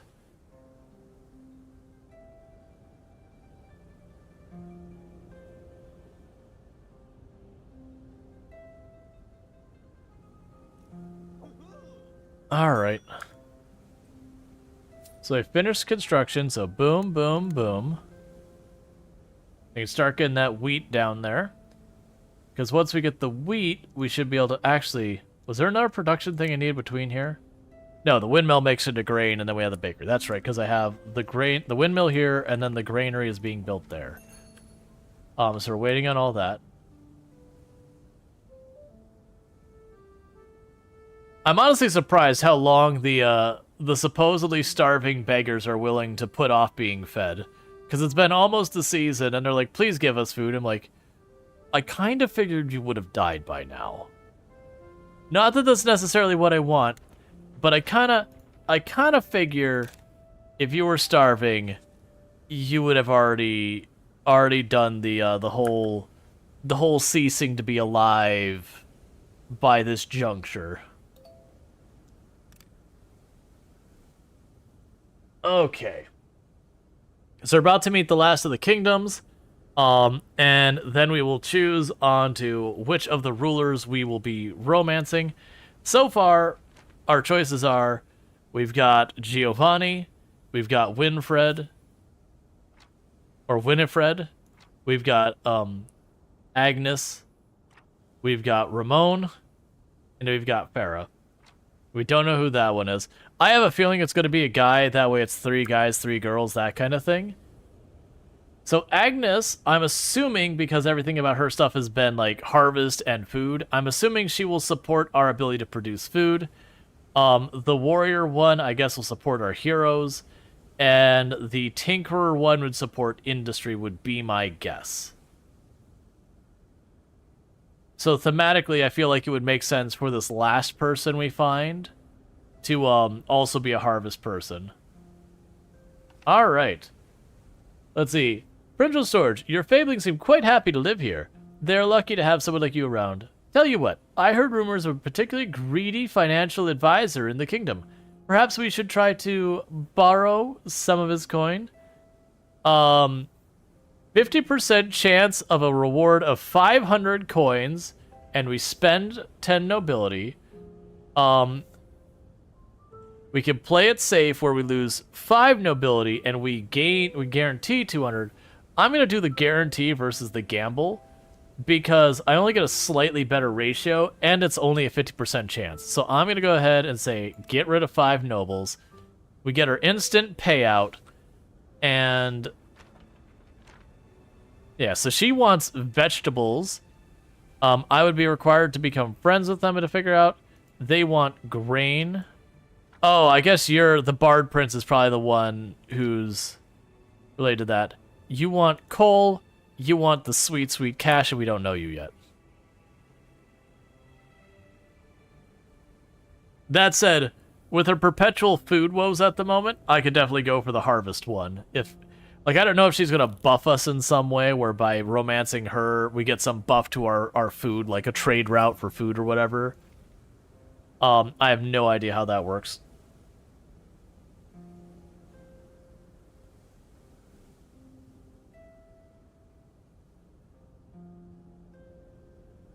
We'll have to be something ridiculous like this over-the-top jester or something for the last one.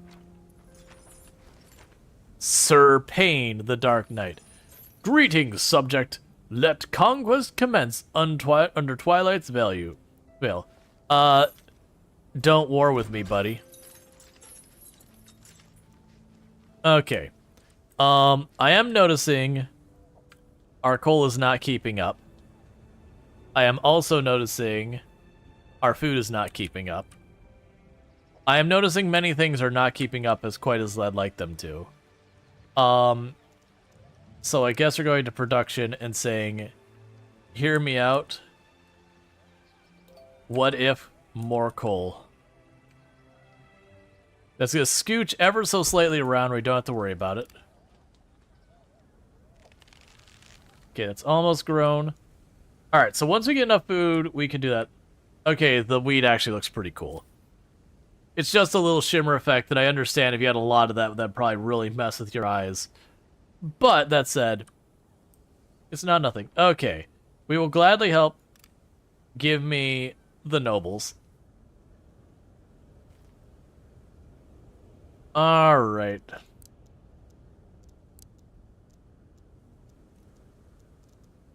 So I'm going to need a stonemason, so let's go ahead and put that over here as well. So I can drop you here, and that'll be fine.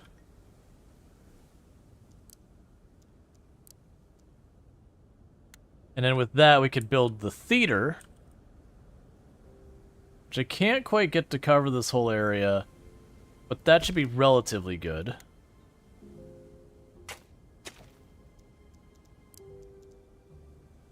And then Arena of Trials. So the Arena of Trials doesn't appear it has any restrictions one way or another. I'm going to plunk that up here. Oh no, we've got a well over there. Let's not plunk it up there, because this doesn't matter where its position is much. Yeah, we can just plunk it right there. Alright, so with that, I'm building entirely too many things again. And we'll just have to wait for them to catch up. Because we're still trying to build our windmill. We're collecting wheat that I can't physically use for anything yet. Okay, so you're ready. There's your person to work at it.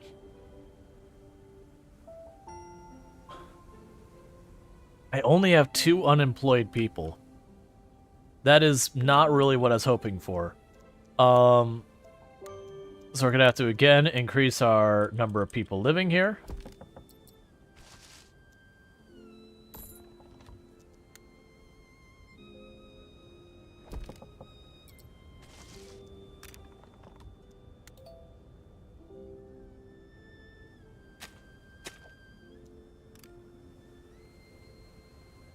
Okay, and we're probably going to have even more stuff to do so far as building up desirability. We can also add the decorations for beautification. I have to worry about that in a minute. So I'm concerned about the coal situation. Okay. Prince Rual Storge, I come from a land of profit and investment. I assure you that you can gain coin of tomorrow. Believe me, I have deduced from the weather report you absolutely need to go full grain coin.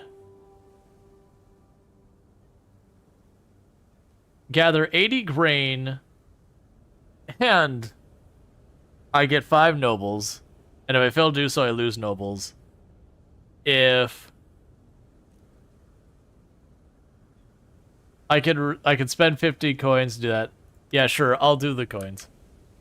We gotta get into big grain coin here. We can't put off. We could be missing out on some serious grain coin.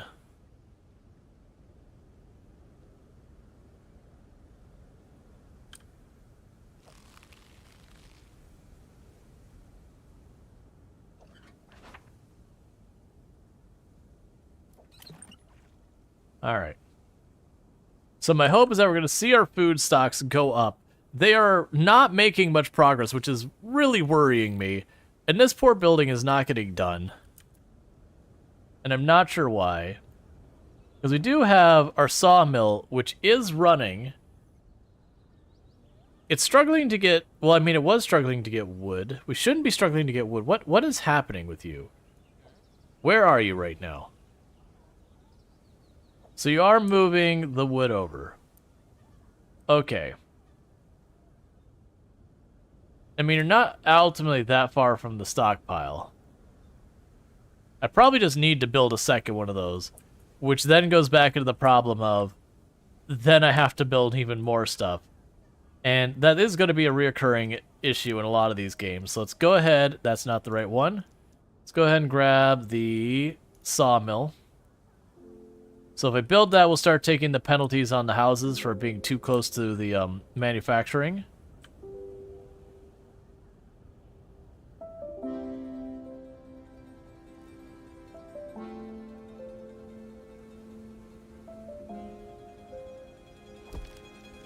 Let's start having a north-south road as well. Probably want to put a stockpile over here at some point as well.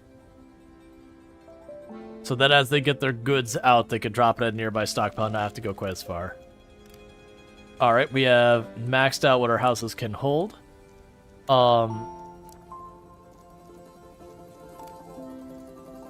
We have the bakery. Assign a person to that. I don't know why the bakery got finished first. I'm hoping it's not by nearest. That'd be real rough to deal with. So prioritize the construction of the windmill. And we're doing relatively well on the gathering of the grain, so that's good news. It does seem like the grain is going to be better for producing large volumes of food than the vegetables, but we will see. I'm still looking at our food production here and just seeing it barely hanging, which worries me a lot. I'm building more and more and more. There, you come from land down under. I'm missing what, like, I'm probably missing the timing on that made that sense. Makes sense. Because also, of the ones here, we have Agnes here. We have Farah here. And we have Winifred. Winifred, meh. I wonder what the easy, medium, and hard is about with these.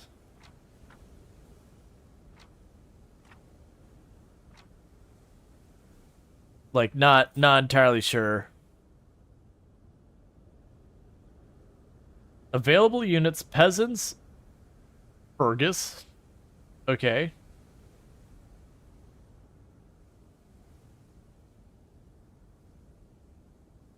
Alright, let's speed up time. Because I want our food to get stabilized. We have expanded our operations a bunch. Let's just give this a chance to get built up. Because we're adding a sawmill, we're adding a stonemasonry, we're adding the arena of trials, we're adding the street theater. We've got more houses getting built. We just need to kind of like give it a minute to catch up. I probably do actually need another homestead, but we'll worry about that when we get there.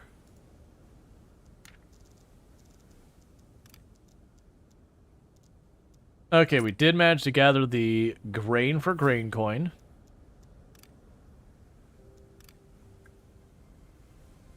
I'm not too worried about those other sawmills really that much, but I figured have one person working each of them.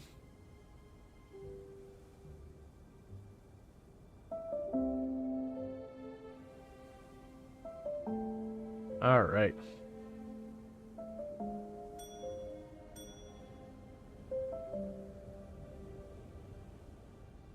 It does feel like I always want to try and keep at least a house or two more than I need right now. To keep things moving. Pretty soon it also looks like I need to make another quarry for more stone, which I'll especially need because of that. What does it take to make the quarry?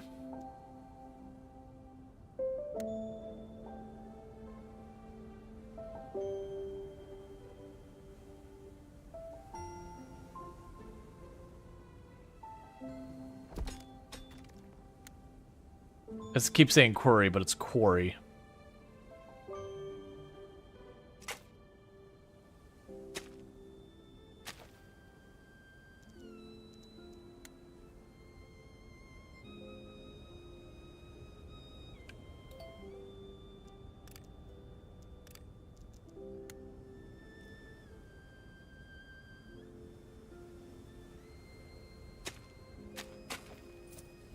Alright, I've got that attached. Okay. The Curse of the Wicked Witch. Prince Rual Storge. Oh, young love, how wonderfully naive. Why should you get to experience happiness when I could not? I tire of seeing your passionate optimism. Let's see how your fablings deal with a little surprise, shall we? The Wicked Witch. A debuff. The Witch's Curse. The witches turn all your fablings into skeleton. While the effect remains, fablings will hunger is doubled. Days remaining, 10. Begone, mad witch. Spend 5 nobility to send the witch on her way. Yes, I'm hurting on food and I've got a bunch of nobles. Let's sacrifice the nobles to get rid of them. And I'm assuming here we're sacrificing the nobles like on an altar or something. That we've taken our wealthy, our rich and powerful, and we have slain them to get the witch to go away. That's the only thing I can assume. Is that ultimately we just got rid of them entirely. It's okay, though. Nothing of value was lost. Alright. So yeah, so we're waiting on more and more planks. I do have more stuff with the planks queued up. We're just waiting on construction. I wonder if I should have, like... Laborers construct building as long as required materials are available.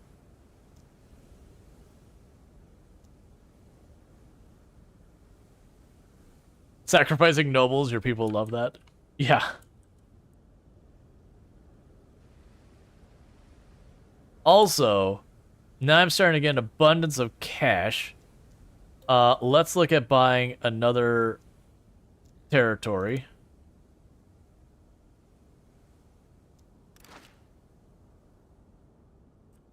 So that we could start inching over to the witch's hut.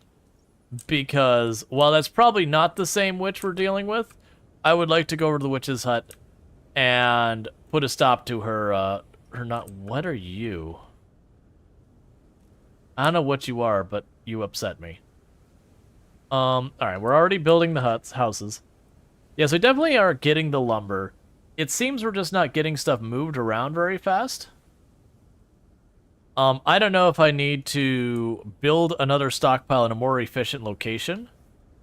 I'm actually not super sure where a more efficient location would be in our context. Because this one is on the same block as all our industry. It's on the opposite corner, but that's really not that bad.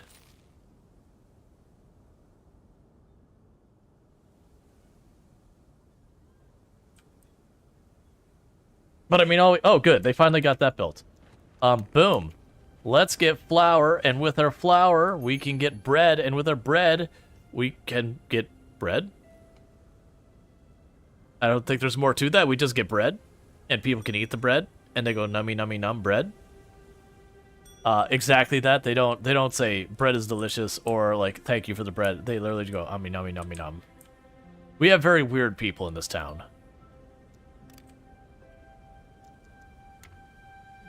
We try not to judge.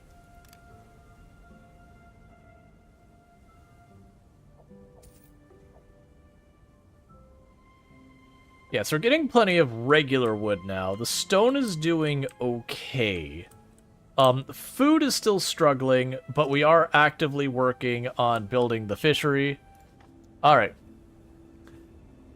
Prince Rual Storge, it's about time we did some celebration. When things are hard, a festival can help everyone get back on track. When things are good, a festival is even more fun. What do you have to lose? We could choose let's party, or I don't think now's a good time. Increase the happiness of all fablings by 10 for remaining 30 days. You know what? I got the money.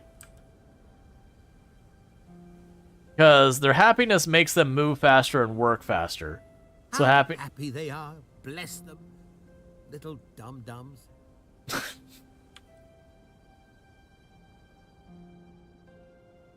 Cool, man. They really like it when you call them little dum-dums. It really helps with morale. Their self-esteem definitely wins out when you do that.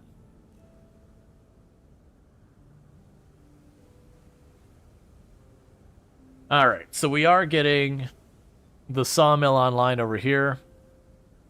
And since it does seem like planks is one of my major bottlenecks, that'll be good.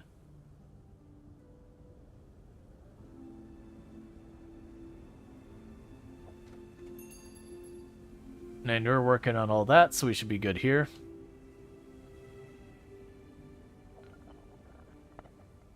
Okay. So it looks like I'm probably going to actually need a second granary.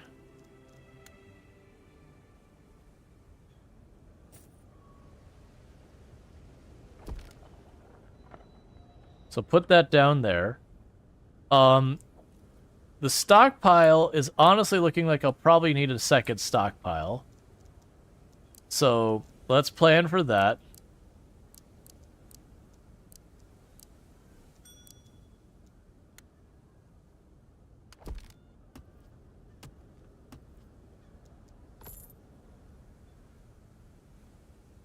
Okay, we finished the second sawmill. Get to work.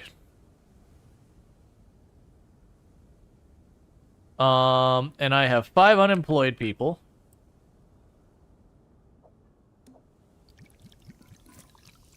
We have a theater already queued up to be built, so I should build a house here. That'll be fine.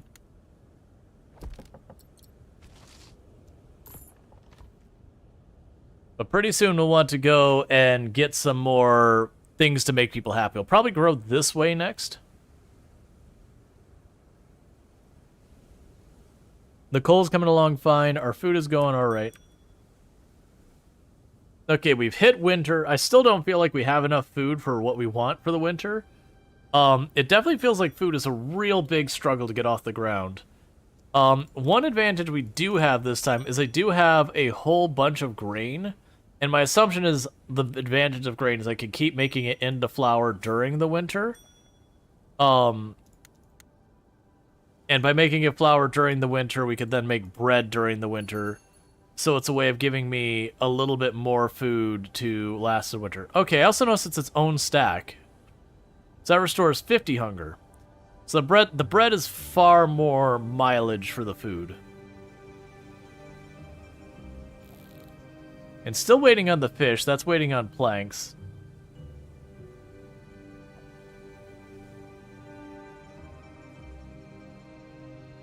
I also like that they did the thing. So a lot of these games during the winters, your farmers have nothing to do. So they effectively become unemployed people. Except they won't do the unemployed tasks. And so usually it would be a thing you'd do in the game is early on you'd micro by like taking all your farmers and reassigning them to something else and then having to bring them back. And it could get you into lots of pain points where you needed more people than you had. But they had this whole thing where it puts debris on the farm. So you have to like clean up the farm during the winter to prepare it for the next year. So it makes it so you don't have to like do that weird micro. Alright, let's see. As a humble merchant, I stand ready to offer the finest wares and delights in my possession. I will accept fair trade of resources or your noble ward. As always, I offer a special discount you cannot be beaten. Today's discount is 68%. Okay.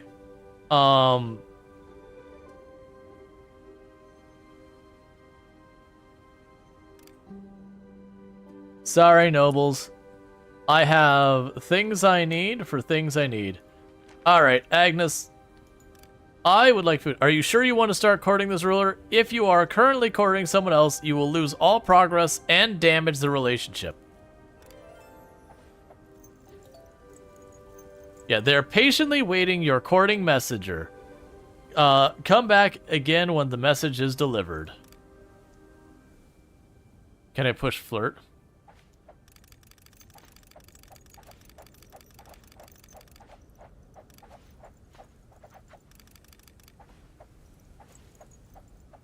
Okay. Makes me think of Black and White. It was a game where you played as like, it was effectively almost like a godlike figure, but you had like these animals, you'd have them go out and do stuff for you. And you could sit there, and after they did something, you'd be like, oh, you're good. And so you'd like slowly like pet, and they would like, you know, purr or whatever. Or then you could like slap them or whatever, which is what some people did as the pets inevitably did stupid things, and so you get really frustrated when they really mess up your plans. And then people would be pretty awful. The stone masonry was around here. Because, like, it even show, like, bruises on them and everything. You're like, oh, this is not a healthy situation we've got going on here. Okay. So people are generally really happy. We are growing fine. We're just kind of in a bottleneck of, you know, processing our materials. So I'm kind of just watching to see what's going on there. Pretty soon we'll be able to have our hero go up the beanstalk. Our dwarf Fergus here, who has a lot of damage per second. So in 3 days we'll go up the beanstalk and probably figure out stuff up there. That's fine. Do we have any more jobs that need spots filling? We do, the stockpile.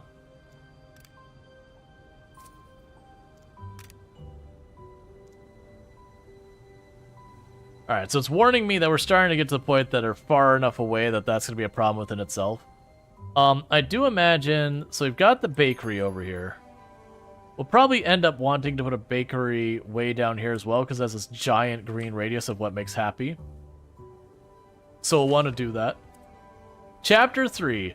The First Date.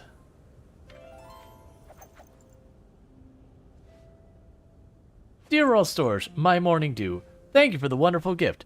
It takes a caring prince to nurture such wonderful produce. I admire that. Agnes, the Harvest Princess.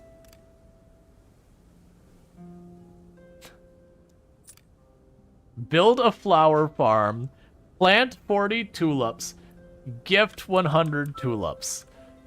Are you telling me what I am going to do to romance is I'm literally going to build a farm on my land that is 100% dedicated to the exclusive purpose of making my peasants grow flowers for the express purpose of romancing someone else?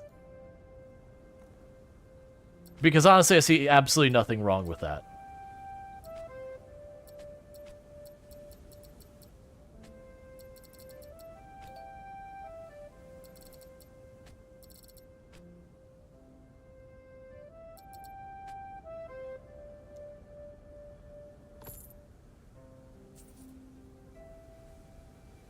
It's like everyone is only on the cusp edge of starving. You really should be mindful of people's feeding. We're gonna build a new farm. Yay! Just to grow flowers so I can send them to this other person I like. And just all of your people in your kingdom being like, what did he just say? He said what now? He's joking, right? He knows we need to eat, right?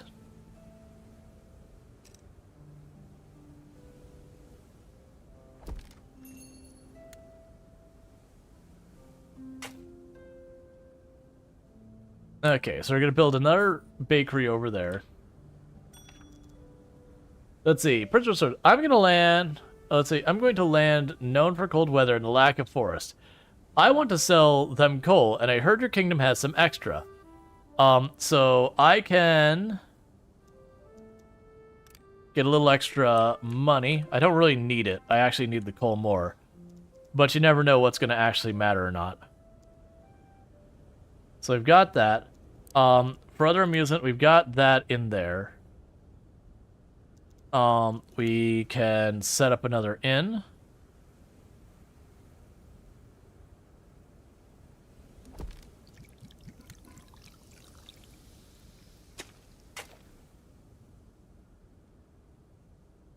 Yeah, because it'll spread over this way, and when we do, I'll build more farmland over here and more production.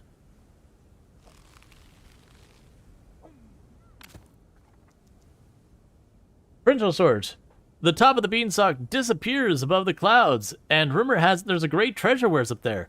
Who was brave enough to climb to the top? Hero, start climbing. I see nothing wrong with this. He's gonna get up there. There's gonna be like no clouds or like there's nothing up there. He just falls. Gotta get a new hero.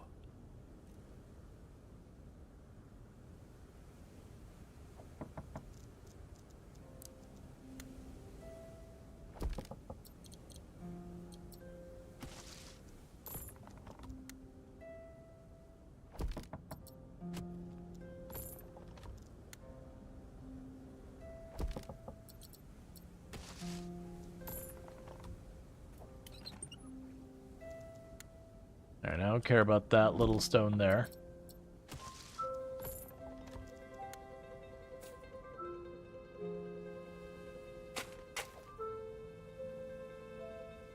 Okay. Let me also go ahead and from this side, let's...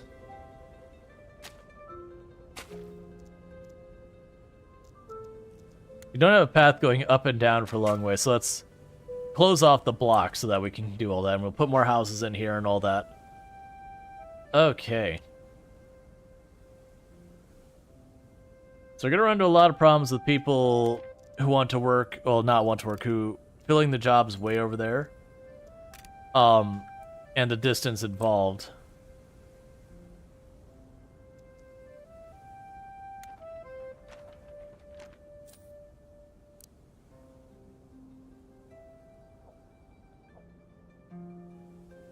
Just, again, like, we're struggling with food. It's like, don't worry.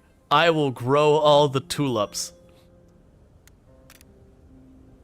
Only one worker? That does not seem adequate. We need more workers. We need to prioritize this mission.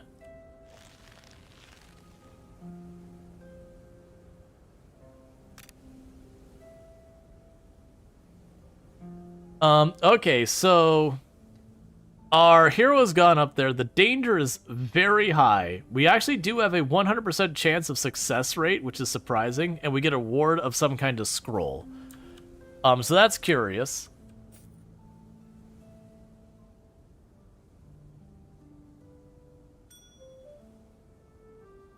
Oh my goodness, the fisherman's hut is finally done.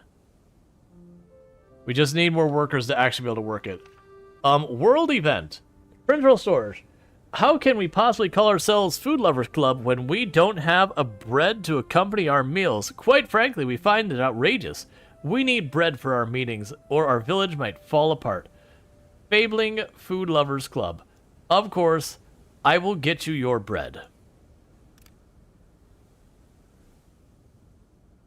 I mean, I've got a bakery going constantly, so that doesn't worry me very much.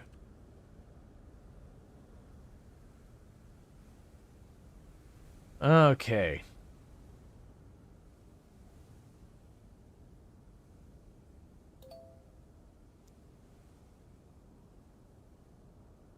So we're gonna wait and just kind of hope that we get, yeah, we'll get this homestead done in time.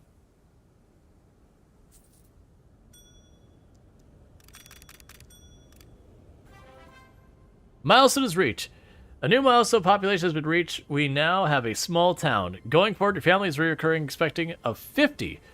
Commoners. Commoners are the next tier of Fabling class. They live in townhouses, pay more taxes, and can perform more complex jobs, but also require more to remain happy.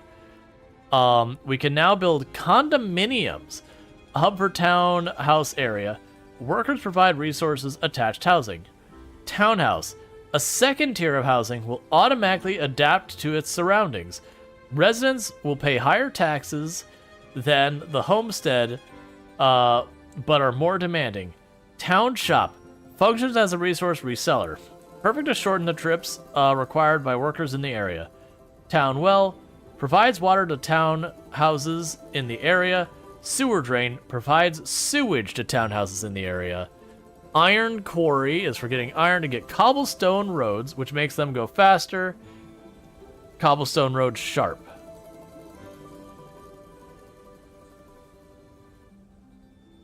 Okay. Well, it's time to do a major overhaul of our roads, I guess. A new encounter. I must save a fortune on lenses. How can you tell if he's winking?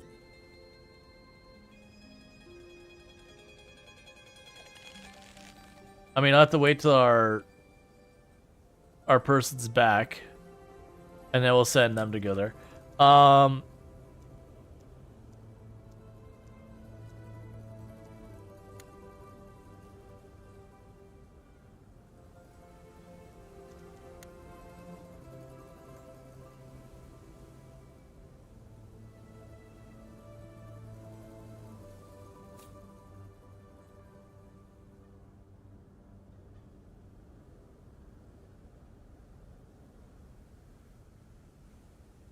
We're just upgrading it. It doesn't seem like it's taking much from me to deal with that.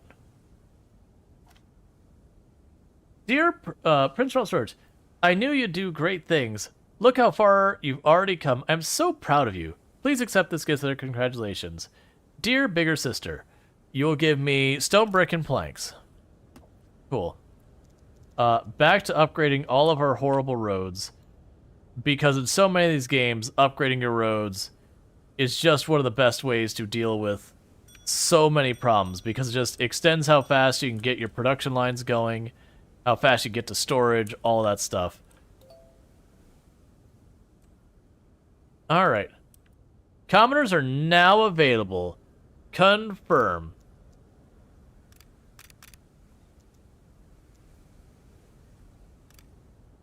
Alright. Do this because we want to get those tulips. We want to go and get the fishing people assigned, so we got the fishery doing stuff. I'm really wondering how much longer it is till our away mission gets home. Alright, so let's start looking at what I need to build a lot of this other stuff. We got the bread. So a condominium. Condominium hub, let's see. Is a hub for the next level housing.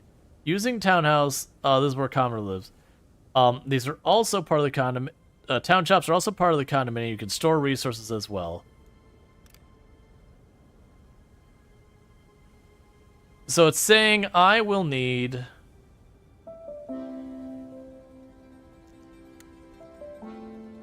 the sewer drains.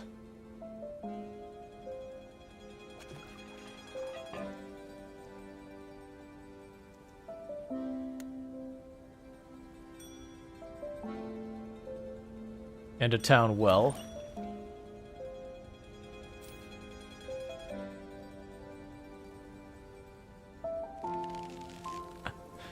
Automod jumping right on that. Sorry. The audio clip was because I clicked out a window and that caused the audio to skip. But yeah, no, this has been a very chill game. I've been enjoying it so far. Oh, stretch. Oh. I'm going to take a minute here, and I'm going to use the restroom real fast. So what I'm going to do is I'm going to cut the game speed down. Actually, you know what I'm going to do? I'm going to go ahead and put up my away screen for just a minute, just in case there's like some event that goes off. It'd be bad to like lose a bunch of people for no reason. So I'm going to take 2 seconds to stretch my legs, use the restroom, and all that stuff, and I'll be back here in just a minute. So thank you again for tuning in, and I'll be right back.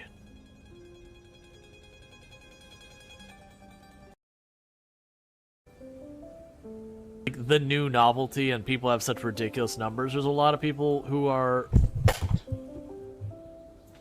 One moment, please. My mic just detached itself from my desk, so give me a second.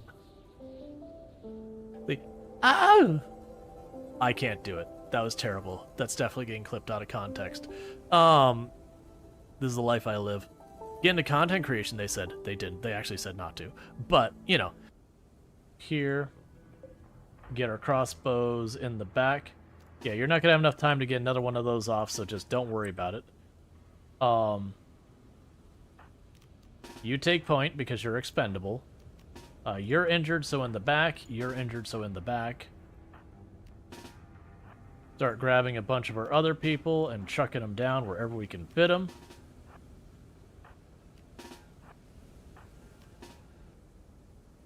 Stickers. Oh, I forgot the stickers.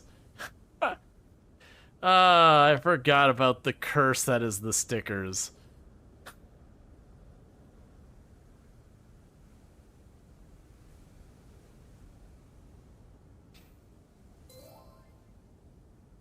Well, it's spring and summer. Let's get this planted. Because that is the season we are in. That's literally what I'm growing right here as well. It's fine. The tree's gone. We don't get to have this tree.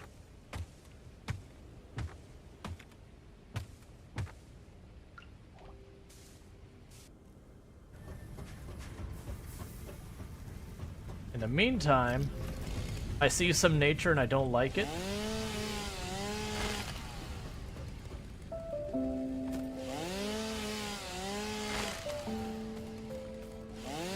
Look at nature's hubris being all over the place here.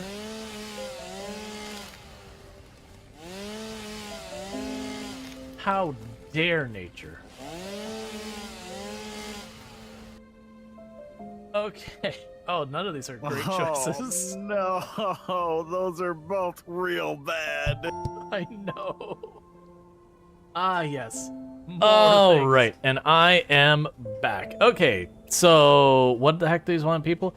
We love our homes, but the area we live could use some love. We were hoping that you would help us create an area that would really impress our neighbors. Rise the desirability of 3 homes to 15.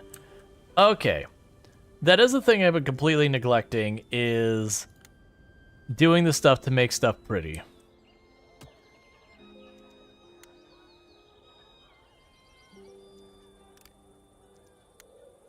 So I'm gonna try and do. Oh, let's not build the ones on that side. What I'm trying to do is we're just.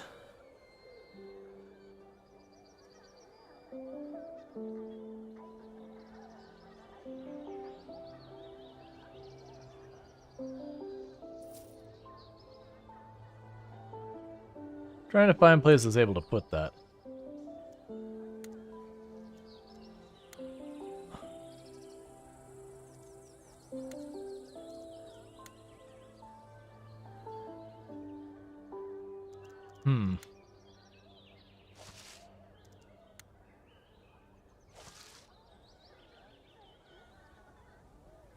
Basically looking for the gaps and stuff to wedge stuff in here.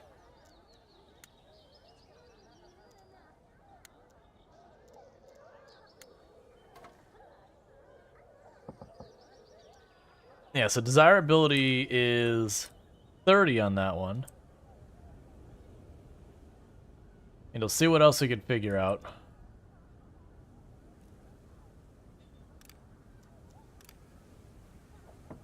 I didn't even know you could do that. That's fine. So what we'll do is we'll add one last house over here. And after this, we're trying to get the townhouses and all that done. So we have 26 days to do this. That probably will happen on a timely manner. Because the desirability on so many is already like 35 and 40 and all that. I don't really have hardly any that are low.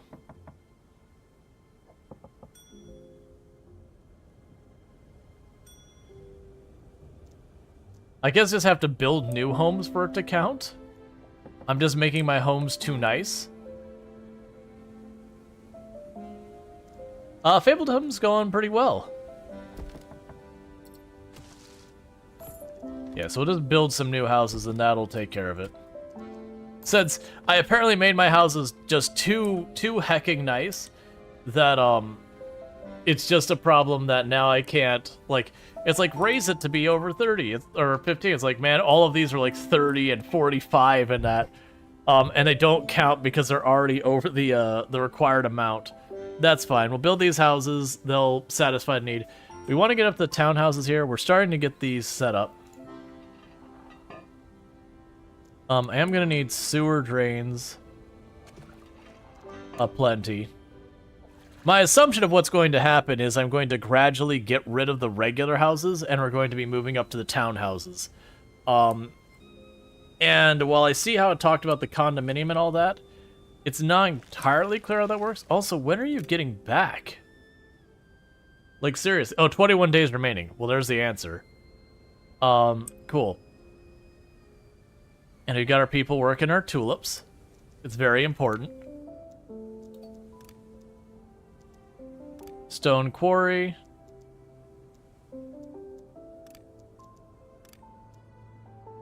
Yeah, so I don't have anyone who's at a good distance from the stone quarry. But we'll try and get that sorted out. I'm not actually that urgently looking for the stone there. Okay, so we do have the grates and all that going down there. So that's good news. So let's get the condominium.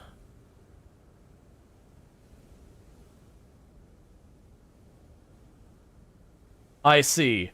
So it's like, don't build me by the pores. I understand. So what's going to need to happen is we are going to need to transition our area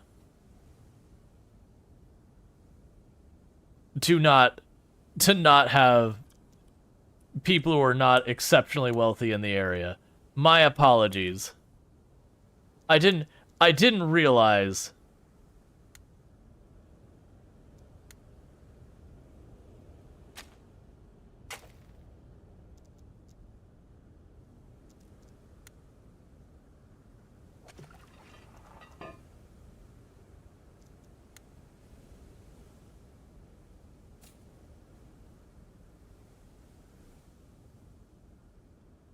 Yeah, so we'll start by building over here.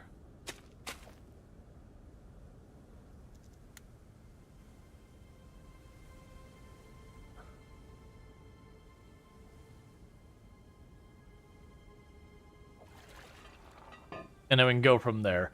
I'll probably have to add another drain over here.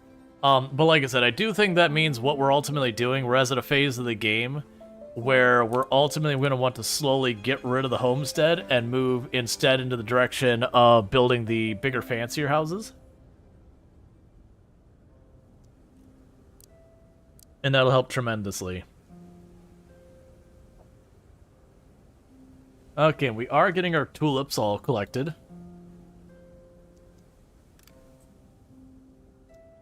And go to our list of jobs here. Yeah, so it's warning me that there's no one in a reasonable range. I'll have to deal with that. More than likely, part of that is we could probably bring a road over this way and down after a while. So as I expand here, we can have better routes there. And we'll also start building in this way.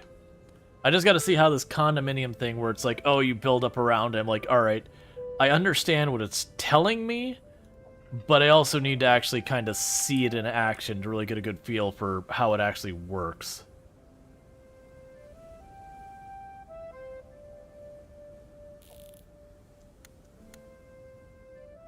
All right, so we got more people fishing.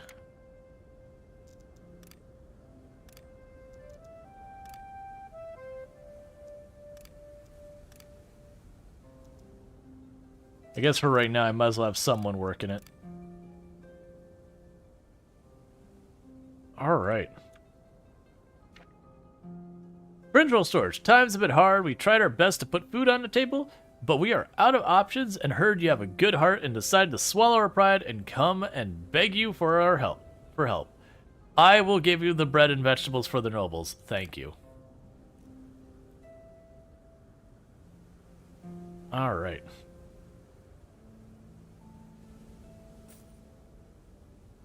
The real challenge with all this is the jobs are going to be way over here, most of them, and the nobles are, or sorry, the commoners are going to be way over here.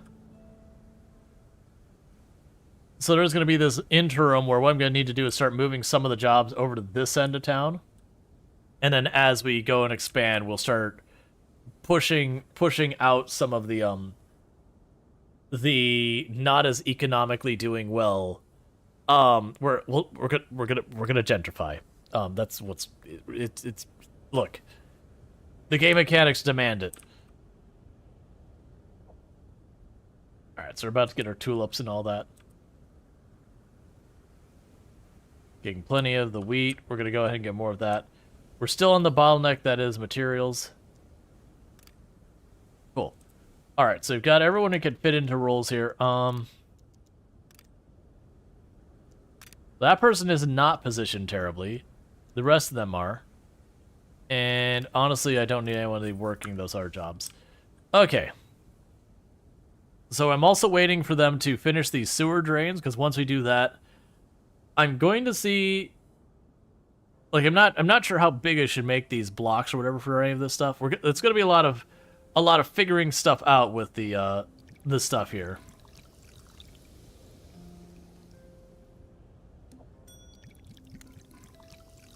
Alright, so we got a new person there. That leaves me with 0 unemployed people.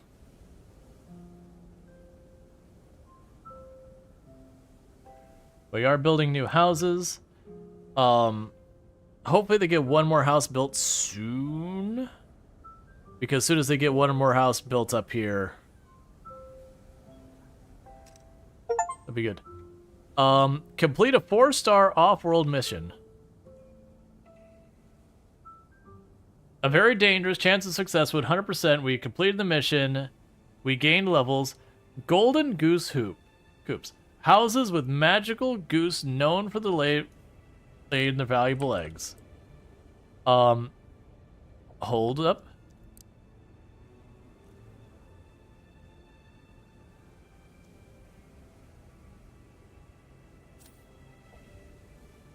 I have no idea about that. Anyways, you go talk to the ogre real fast.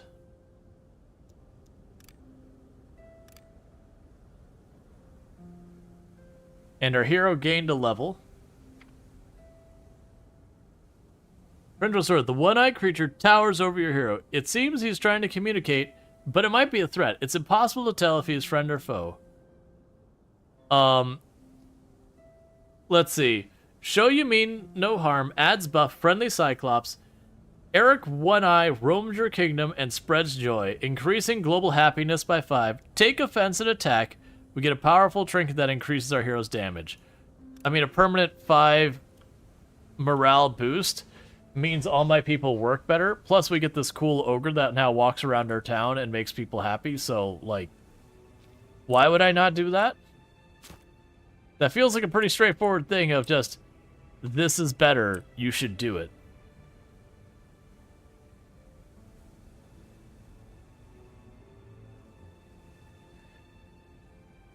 Let's see, the little bit of tutorial played through reminded me of early Anno games. They're trying to raise the standard of living for the lowest in society? Yeah. Okay, so we could dismiss our visitors because we got nowhere for them to live. We did run out of time for the houses thing, but that's okay.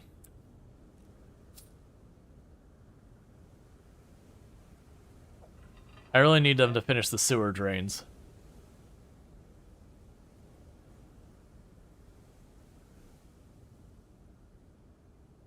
Alright. And we should be at the point where we can finally go to our map. Gift. Send 100 tulips. Please stop dancing. Love Dawns, Chapter 4. Agnes. Dearest Rual Storge, my cleansing rain. Please don't call me that. Thank you so much for the gifts. These flowers are as blue as the sky. We nurture the earth. She in turn nurtures us. Our love is freshly sown. Will it sprout? Will it bloom together? Agnes the Harvest Princess. I don't know. I'm just doing the things the thing tells me to do, man. Actually, I'm not particularly invested in this entire situation.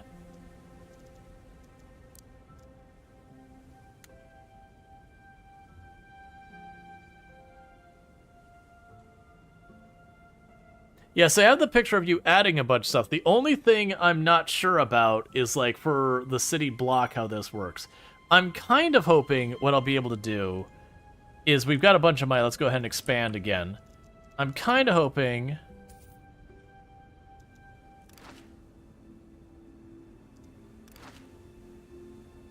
Cool. Alright, so, hero, buddy, pal, broski. I'm gonna need you to go check this out. But I'm kind of hoping what'll happen is I make this area here, and I build the main building here, and I'll be able to go this entire city block area, and we'll just see what happens with it. But we are struggling to get the builders doing it. Prince Storge. The door opens and the witch peers out, disdain in her eyes. After a long pause without being turned into a frog, she croaks, "What?" We could say, "Be gone for good, witch. Spend nobility to make sure the witch can never curse again. Let's make a deal. Challenge the witch, accepting the witch's hunger curse for 1 year. Once the year is over, the witch will have to leave." So her hunger will double. Take the nobles. Just take the nobles. I'm sorry, but that much hunger, the nobles are gone.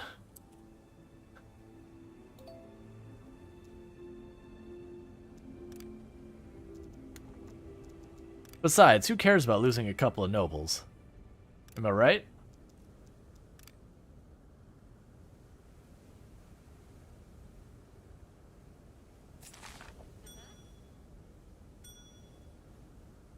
Okay, we have successfully delivered our courting gift. Planks and bricks. Principal Storge. Planks and bricks. Planks and bricks. Since those 4 drawers passed by our kingdoms, all the other Fabelings seem to have gone crazy with it about their mantra.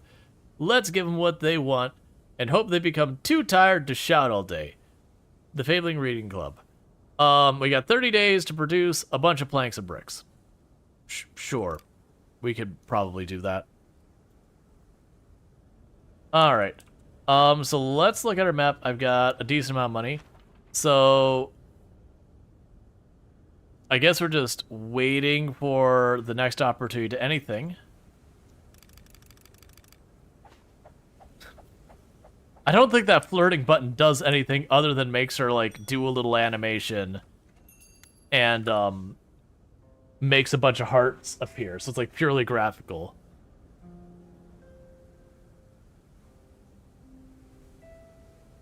Alright, so we've got that built. We do not want to expand any of that farther. We just need to wait for our construction people to be able to handle all of this over here. We've got all our stockpiles, we've got all our production stuff going.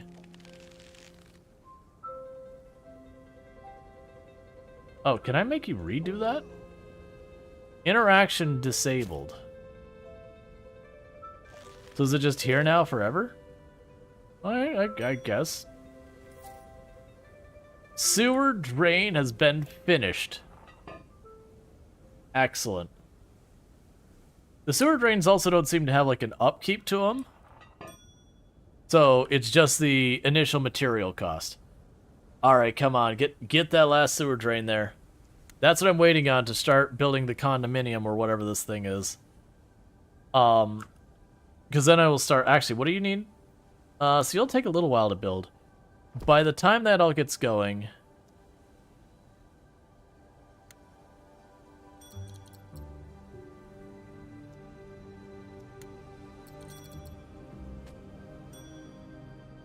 Ooh, okay. You're, you're not cheap. That's what you are. You are what is referred to as not heckin' cheap. Look. So I need 902 coins to build that. Interestingly enough, places recommend attachments randomized on the foundation. Okay.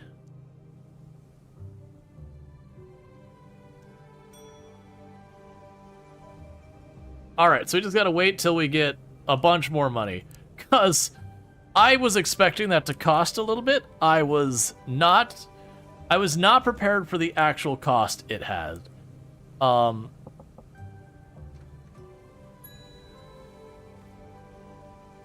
also assuming that's going to cost a decent amount of material. Oh yeah, that's some solid material cost there. Okay. But the idea is then that's going to be a massive upgrade. So my plan for here would be, once we get that built, I'm going to make a production area somewhere off the side over here. And we are going to like gradually transition away from these houses in favor of the condominiums. But it's going to take a little work. I can't remember. Doesn't this game let you move stuff? Cheese? I vaguely remember if I got rid of all the workers, you could move stuff relatively inexpensively in this game.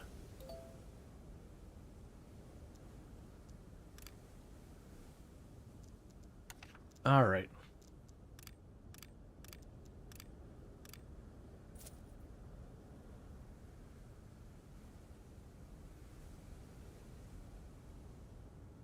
Yeah, so once I built this, we should get our first commoners. We're just basically waiting on money. The good news is every payment I'm getting about 75 profit. And once I get the first group of commoners, my profit should go up a lot.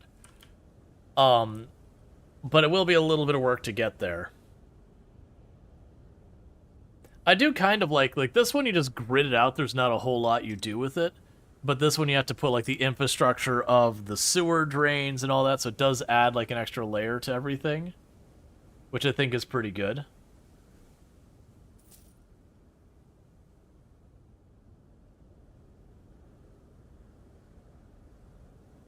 We're just waiting for, my thing. Prince Rual, Your Grace, we have recently left our realm due to horrible conditions we were forced to live in. We're hoping to settle here with you. However, we could use some coin to help us get started. We promise to work really hard. Spend 120 coins to get some people. We can burn some nobility. I'm just gonna decline it. I don't actually really have need for peasants right now. I need my money really badly right now because I gotta build like the really nice block of houses here. And then once I get that, we can expand all that stuff.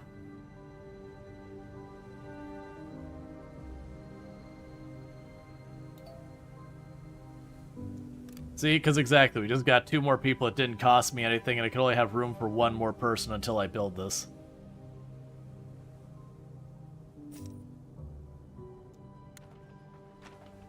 I'm assuming we either have to increase our town rank or something else to accomplish that.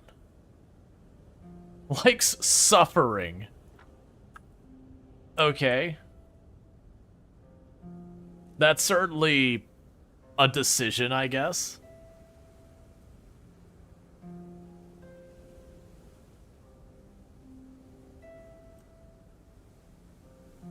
All right.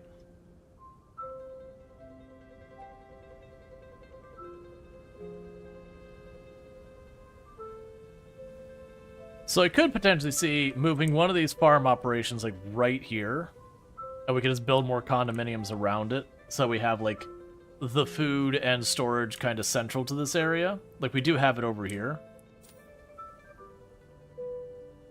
And then just the gradual transition. Prince Storge, your house advisor is insisting that we let everyone join our kingdom. We need to grow, grow, grow. Shall we open our door completely?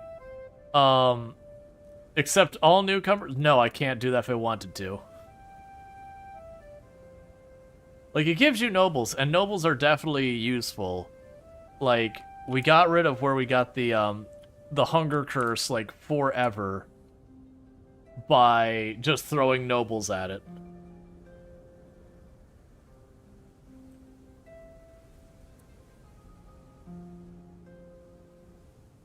Got some ruins over there. I do wonder when you fill up this map, is it just done? And we can no longer accept anyone else because we are full. We are at capacity. until I get the next buildings done. We're getting pretty close to our 900 though. I have one more payment, and then we'll be able to start construction of the courtyard here. Prince, as a humble merchant, I shall stand ready to offer you the finest wares and delights in my possession. Okay, so we can offer... I'm going to decline the request. It'd be good to get the iron. Do you require iron? You probably require iron, don't you? Okay, you do not require iron. I got really scared there for I was like, but I don't have iron. Don't do this. Alright, so we will need to start getting iron soon. I think first... Oh, man, our food... Right, we just came out of winter. That's fine. We're about to pull in all this food. I've got a bunch of production. We're going to make more food production. Like I said, I think literally I'm going to build a farm right here. And then, you know, build townhouses around it. And then kind of at the corner intersections or whatever, we can start adding stuff like the granaries and all that. Try and like mix the zoning and all that a little bit to keep everything close to everything. Alright, and with that, it is time to say build. Goodbye, all my money.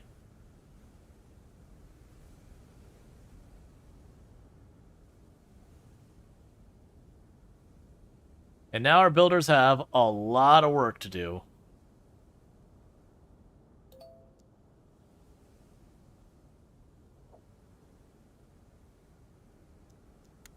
And then meanwhile, we'll want to build a farm down here in the near to midterm. We actually have like chickens and all that once we hit the size of town.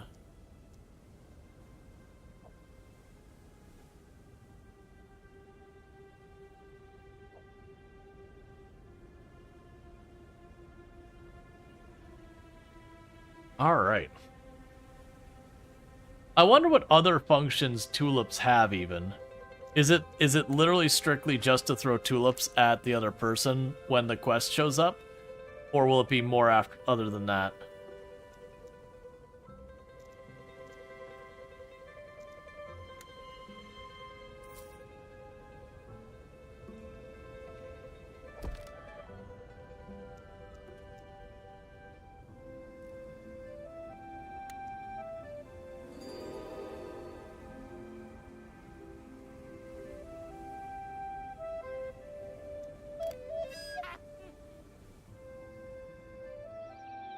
A fluting fawn. A fawn roams the forest playing a flute for anything that will listen. Okay, where's my hero? Go talk to the fawn.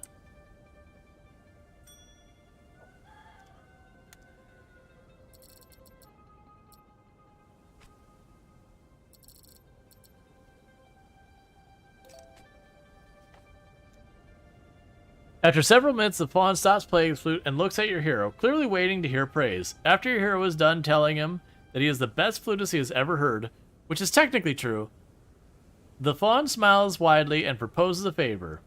Ask the fawn to play for the trees. Tree wood gathering is 20% faster. Stone gathering is 10% slower. Okay, we'll do stone and all that, because that'll kind of be an offset, because I have a thing that makes my trees grow faster already. What's this game? So, this game is Fabledom.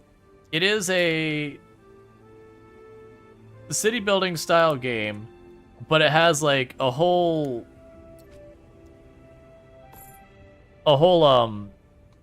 what's the word I'm looking for? There's, here, can I move you? There you go. But, it's got, like, a whole, like, you know, events commonly happen and all that stuff. And there's, like, this whole, like, fairy tale backing thing where you run, like, random fairy tale things, and you have, like, your heroes you send to discuss, fight, whatever with them. Rual Storge, the woodcutters are reporting one of them accidentally stepped on a fairy.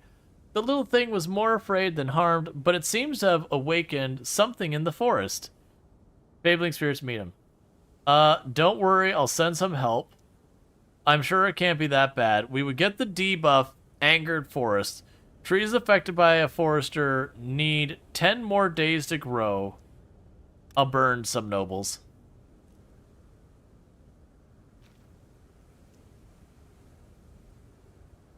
Alright, I also will need to support that. I'm going to need right over here somewhere.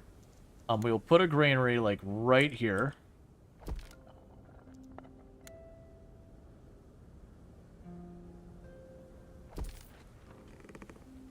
And I'll put a windmill there.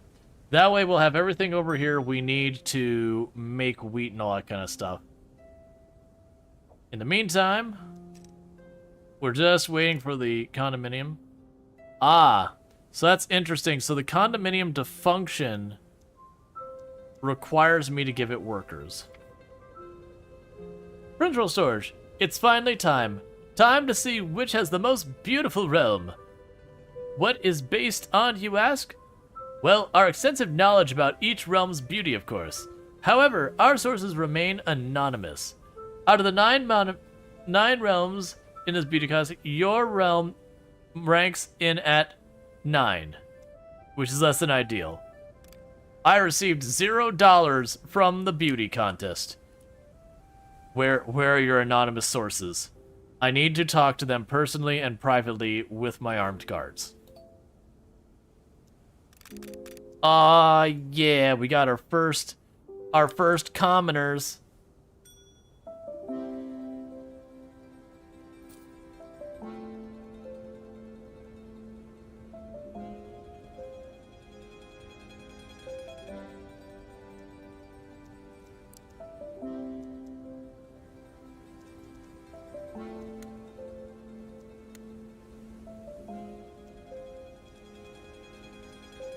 Okay.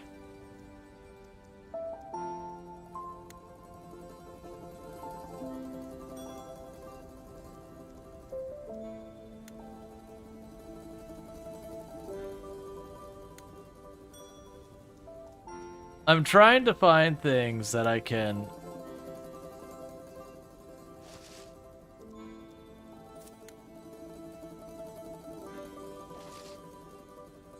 add for beauty to the town.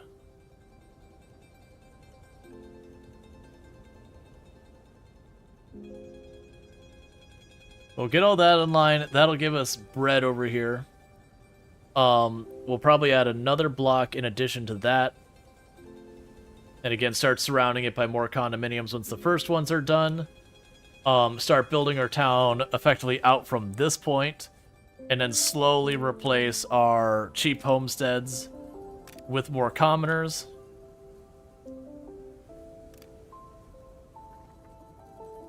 Pesky fairies. Provincial stores.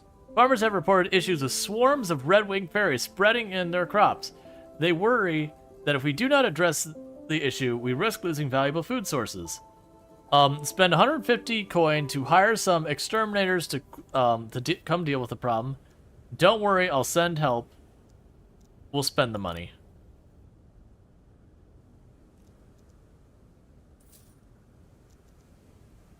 Yeah, apparently we can do some real heckin' fancy stuff. But we will depend on all that. This much coin coming in, surely you can spare some for your old friend? No. I don't want to have to finance a new dragon. No, I cannot spare a dime. Sorry, we are totally strapped. There's not a penny left in the entire kingdom for you. I'm sorry. Don't look that carefully at our current spending situation.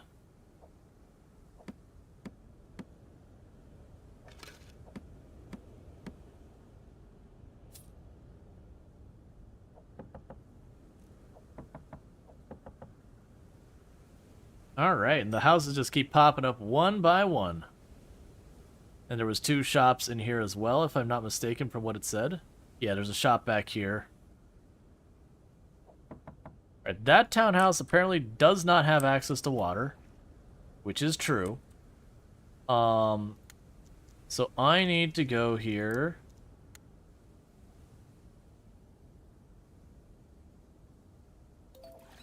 That's fine. Alright, milestone reached. A new population milestone has been reached. You can now call yourself a town. Going forward, you'll have recurring payments of 75 money to the family feud. Pigsty, take the closest herd of available pig and move them into this enclosure. We have a blacksmith, which gets your finest tools. A barracks for soldiers, archery grounds, swordsmen. We can build a large chicken coop, a puppet show, a hospital, a bunch of stuff. More stuff that I'm going to know what to do with for a little while. Okay. So we did get a pigsty. It has a negative effect on anyone nearby. We'll deal with that in a minute. We have a large chicken coop, same deal. So those two, we got to build them in the outskirts of town. Which I could see doing, like having this road go out here, and we build our industrial area over here. So that's what we can do for now, is we'll take the rounded road. We're just going to cut a path straight through the trees. Chicken coop. Let's plan so we would have this. And then we would go up here to 1, 2, 3. That'll give me room for a block up here. So when I'm making the stuff that makes people gross and unhappy, it has to be on this side of that road. So those cute winged pigs turned into pork? Huh. I wonder how. Oh. Alright. So iron quarry. You must connect this to an iron deposit. I don't believe we have seen an iron deposit yet. Okay, we have an iron deposit up in that tile. So we can acquire that tile to get that iron deposit. We don't see, like, any others, really. So it looks like we're going to be expanding our territories just up here. Ow.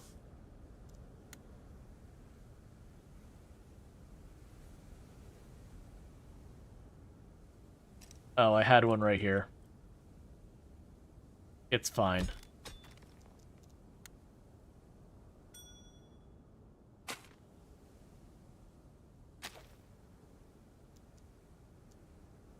We've reached the town milestone. We have built a bunch of roads with sewers. We've done the town skyscraper and all that.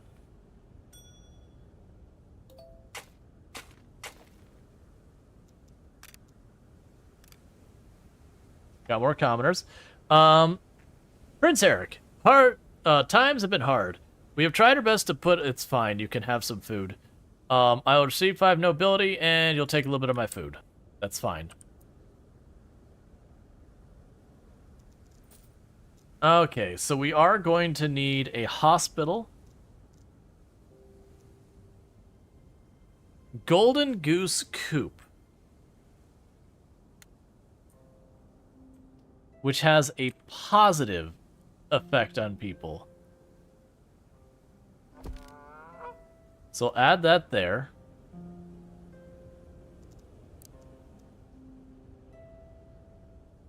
So we'll need 300 for a hospital.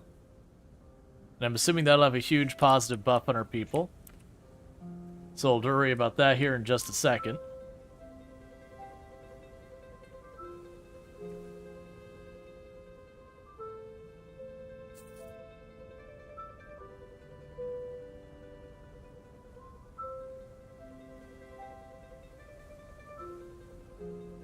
Yeah, no, this is a fun game. It's definitely got the problem that a lot of these games do have, in the sense that, for streaming that is. Like, for playing, it's totally fine, like, absolutely A-okay. But for streaming, it definitely does have a very slow pacing to it. That, you know, you can sit there and just, like, watch it ever so slowly build and all that. So that said, I don't think I'll be ending up streaming another day of this. Like, I'm enjoying it. It's a lot of fun. I like the little, like, encounters and all that. They add, like, little twists, and you get, like, these different buffs, so you can get, you know, different rewards and penalties for doing certain stuff. I am curious, so, like, I'm kind of hoping... It's a little annoying that I'm not seeing this advance in any way, nor do I really see... It says I require an embassy, so my assumption is we just cannot progress that farther until we unlock the embassy, which is fine. But I am already unlocking most of the buildings now. I've got a couple here that we still have. Yeah, so we've got small kingdom, small city, big city, kingdom. So that's 4 more tiers I'm seeing.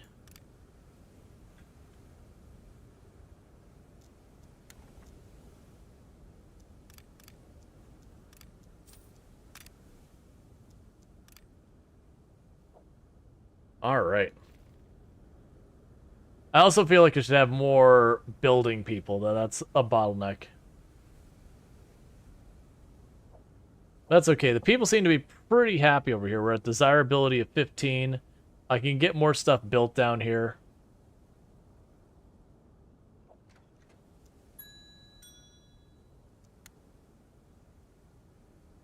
All right. Is there a bar? There is an inn that functions as a bar, yes. Bridgewell Stores. I have a bit too much stone brick and is planning to use for a new vacation home, but my wife is saying that wood houses are cuter. Would you be willing to make a trade? I can wait for a while if you need some time to gather the resources. Yeah, sure. You plunk that down right here.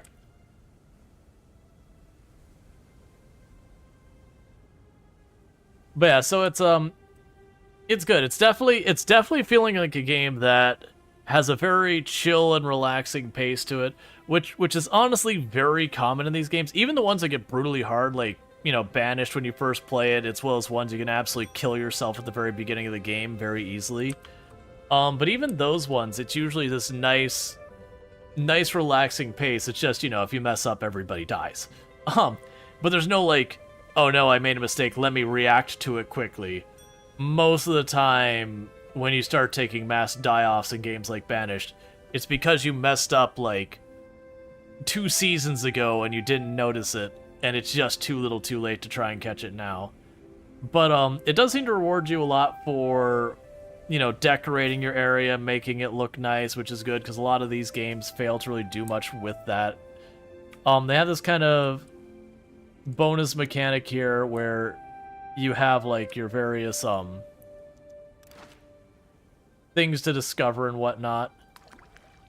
So you like take your here and you say, hey, go check out these ruins. It does feel like I'd very quickly fill out the map. What I'm not sure of what happens is when you fill out the entire map, like, is that just your limit?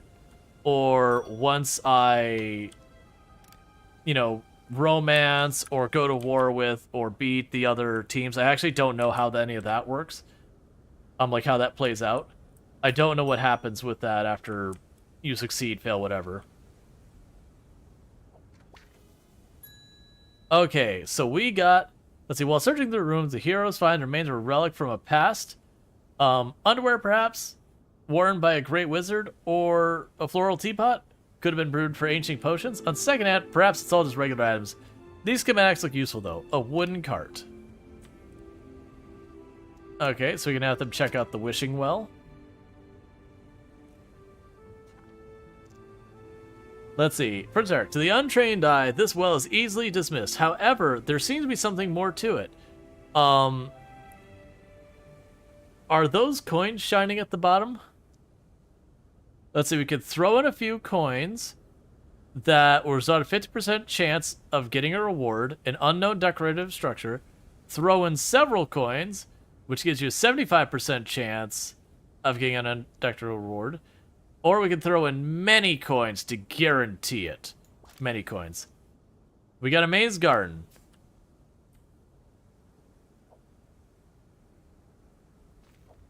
But yeah, so it does have some of the stuff, but it doesn't seem like so far we haven't had like, oh, here's this like compelling fight thing. We had a witch who cursed us, which would have which made our food consumption ridiculously high for a short period of time.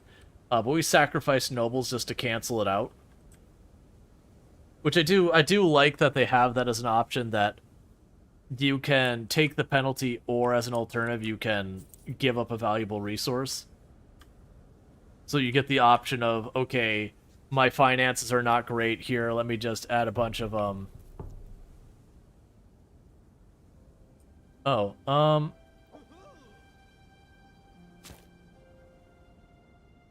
I guess I could spawn a wave?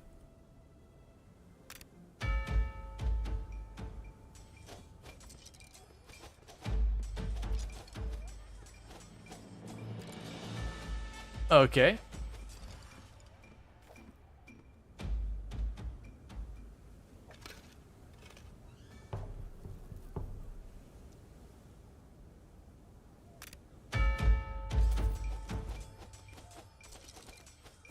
That's suboptimal.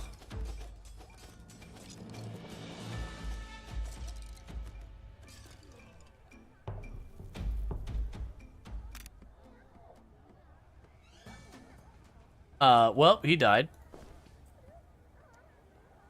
We can resurrect him for 300 and get him back to the fight.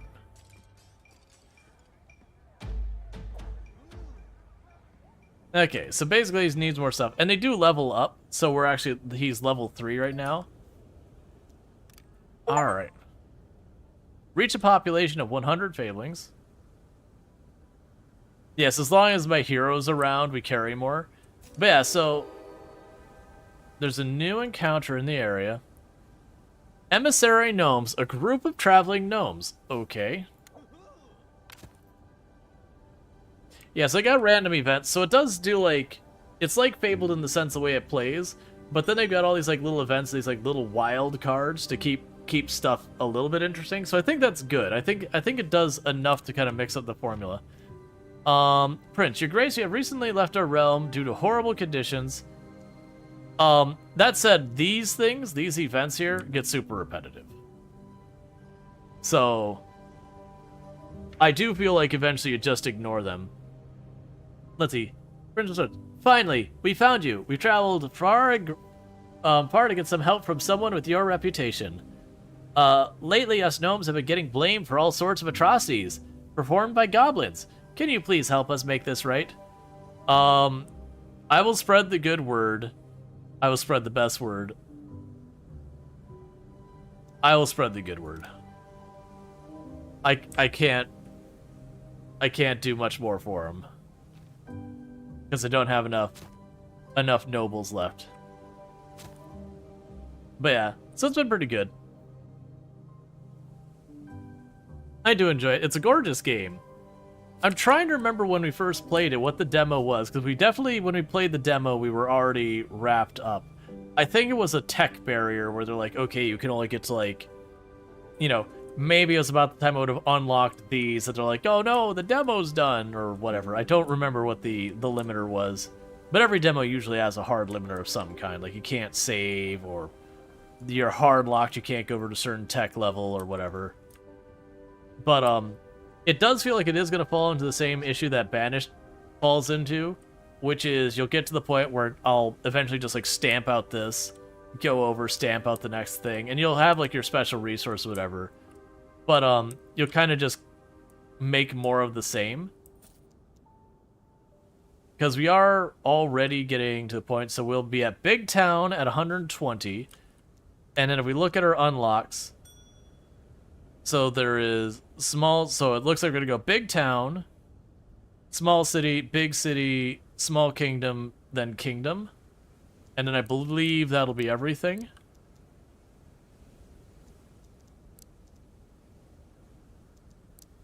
So we've only got a couple tiers left.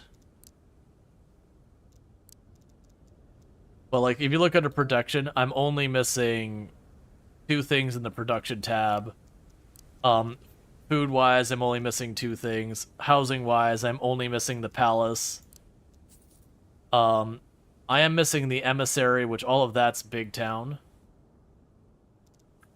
So we're already getting through that. But that's fine. That's not unusual for a lot of these games. And if you sit down there and binge them, you can usually get through your tech tree in a matter of not particularly too many hours. which is, there's still nothing wrong with that. I do still think you would get, like, I don't know if the limits of this map is the limit, but even then, if it is the limit, it would still probably take me, you know, for the amount of time we've played today, it'd probably still take me, you know, 4, 5, 6 times that to fill in the map, I would guess. Maybe even longer. Prince Swords, there's a new trend in town. Dress up with colorful capes and sing charming song about the Wizard Guild that controls the kingdom from the shadows. We would love some new places with the crowds to perform our songs. Build 3 anemone structures. How much for red cape? I want to join. I'll spend the money and get the nobles.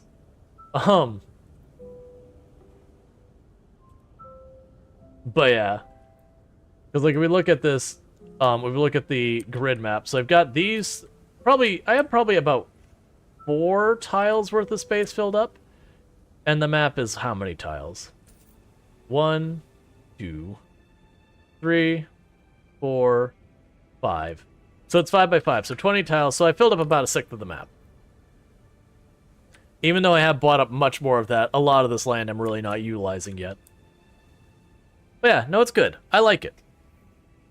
I like it. I just don't think it's one I'm going to stream a bunch. Just because of the pacing.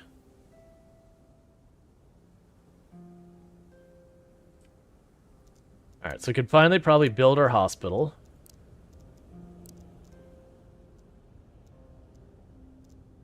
As soon as I figure out where the heck that is.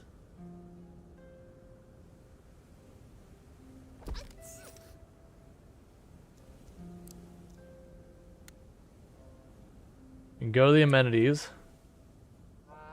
That's a golden goose coop.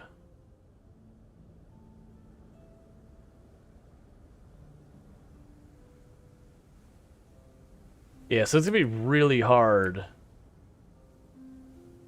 to position a lot of these amenities to support a lot of these areas. Alright. Because, yeah, this definitely feels like a, what I'd call an ant farm game, where you place a bunch of stuff and let it run for a little while. It's about time we did some celebrating. Okay, we're gonna decline it. We have now maxed out the number of nobles until we get more stuff built. Let's go to our jobs. I probably have vacant jobs. I do kind of wish I could queue this up to have it autofill stuffs as best we can.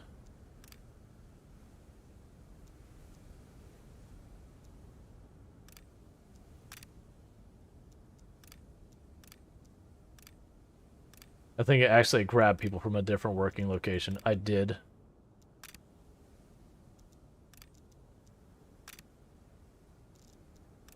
Yeah, and I have to do some finagling around. That's because our town, like our city, has just grown in a straight line, which is not good for pathing.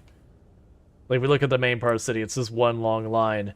Realistically, I'd want to blend it. But I do feel like what's going to end up happening is I have a pocket of, like, negative stuff like that.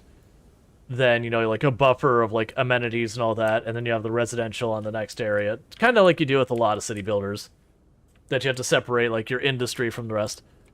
But yeah. But no, I understand we're getting close to the end of stream. I do think I am. Those hungry faces. Are you putting them on a diet?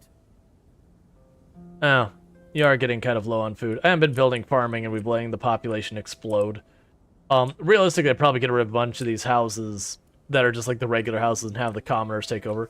But what I think I'm going to do is I'm going to save this where it's at. And what I think I want to do is, I think for the rest of the stream, I'm going to switch back over to Farm Sim.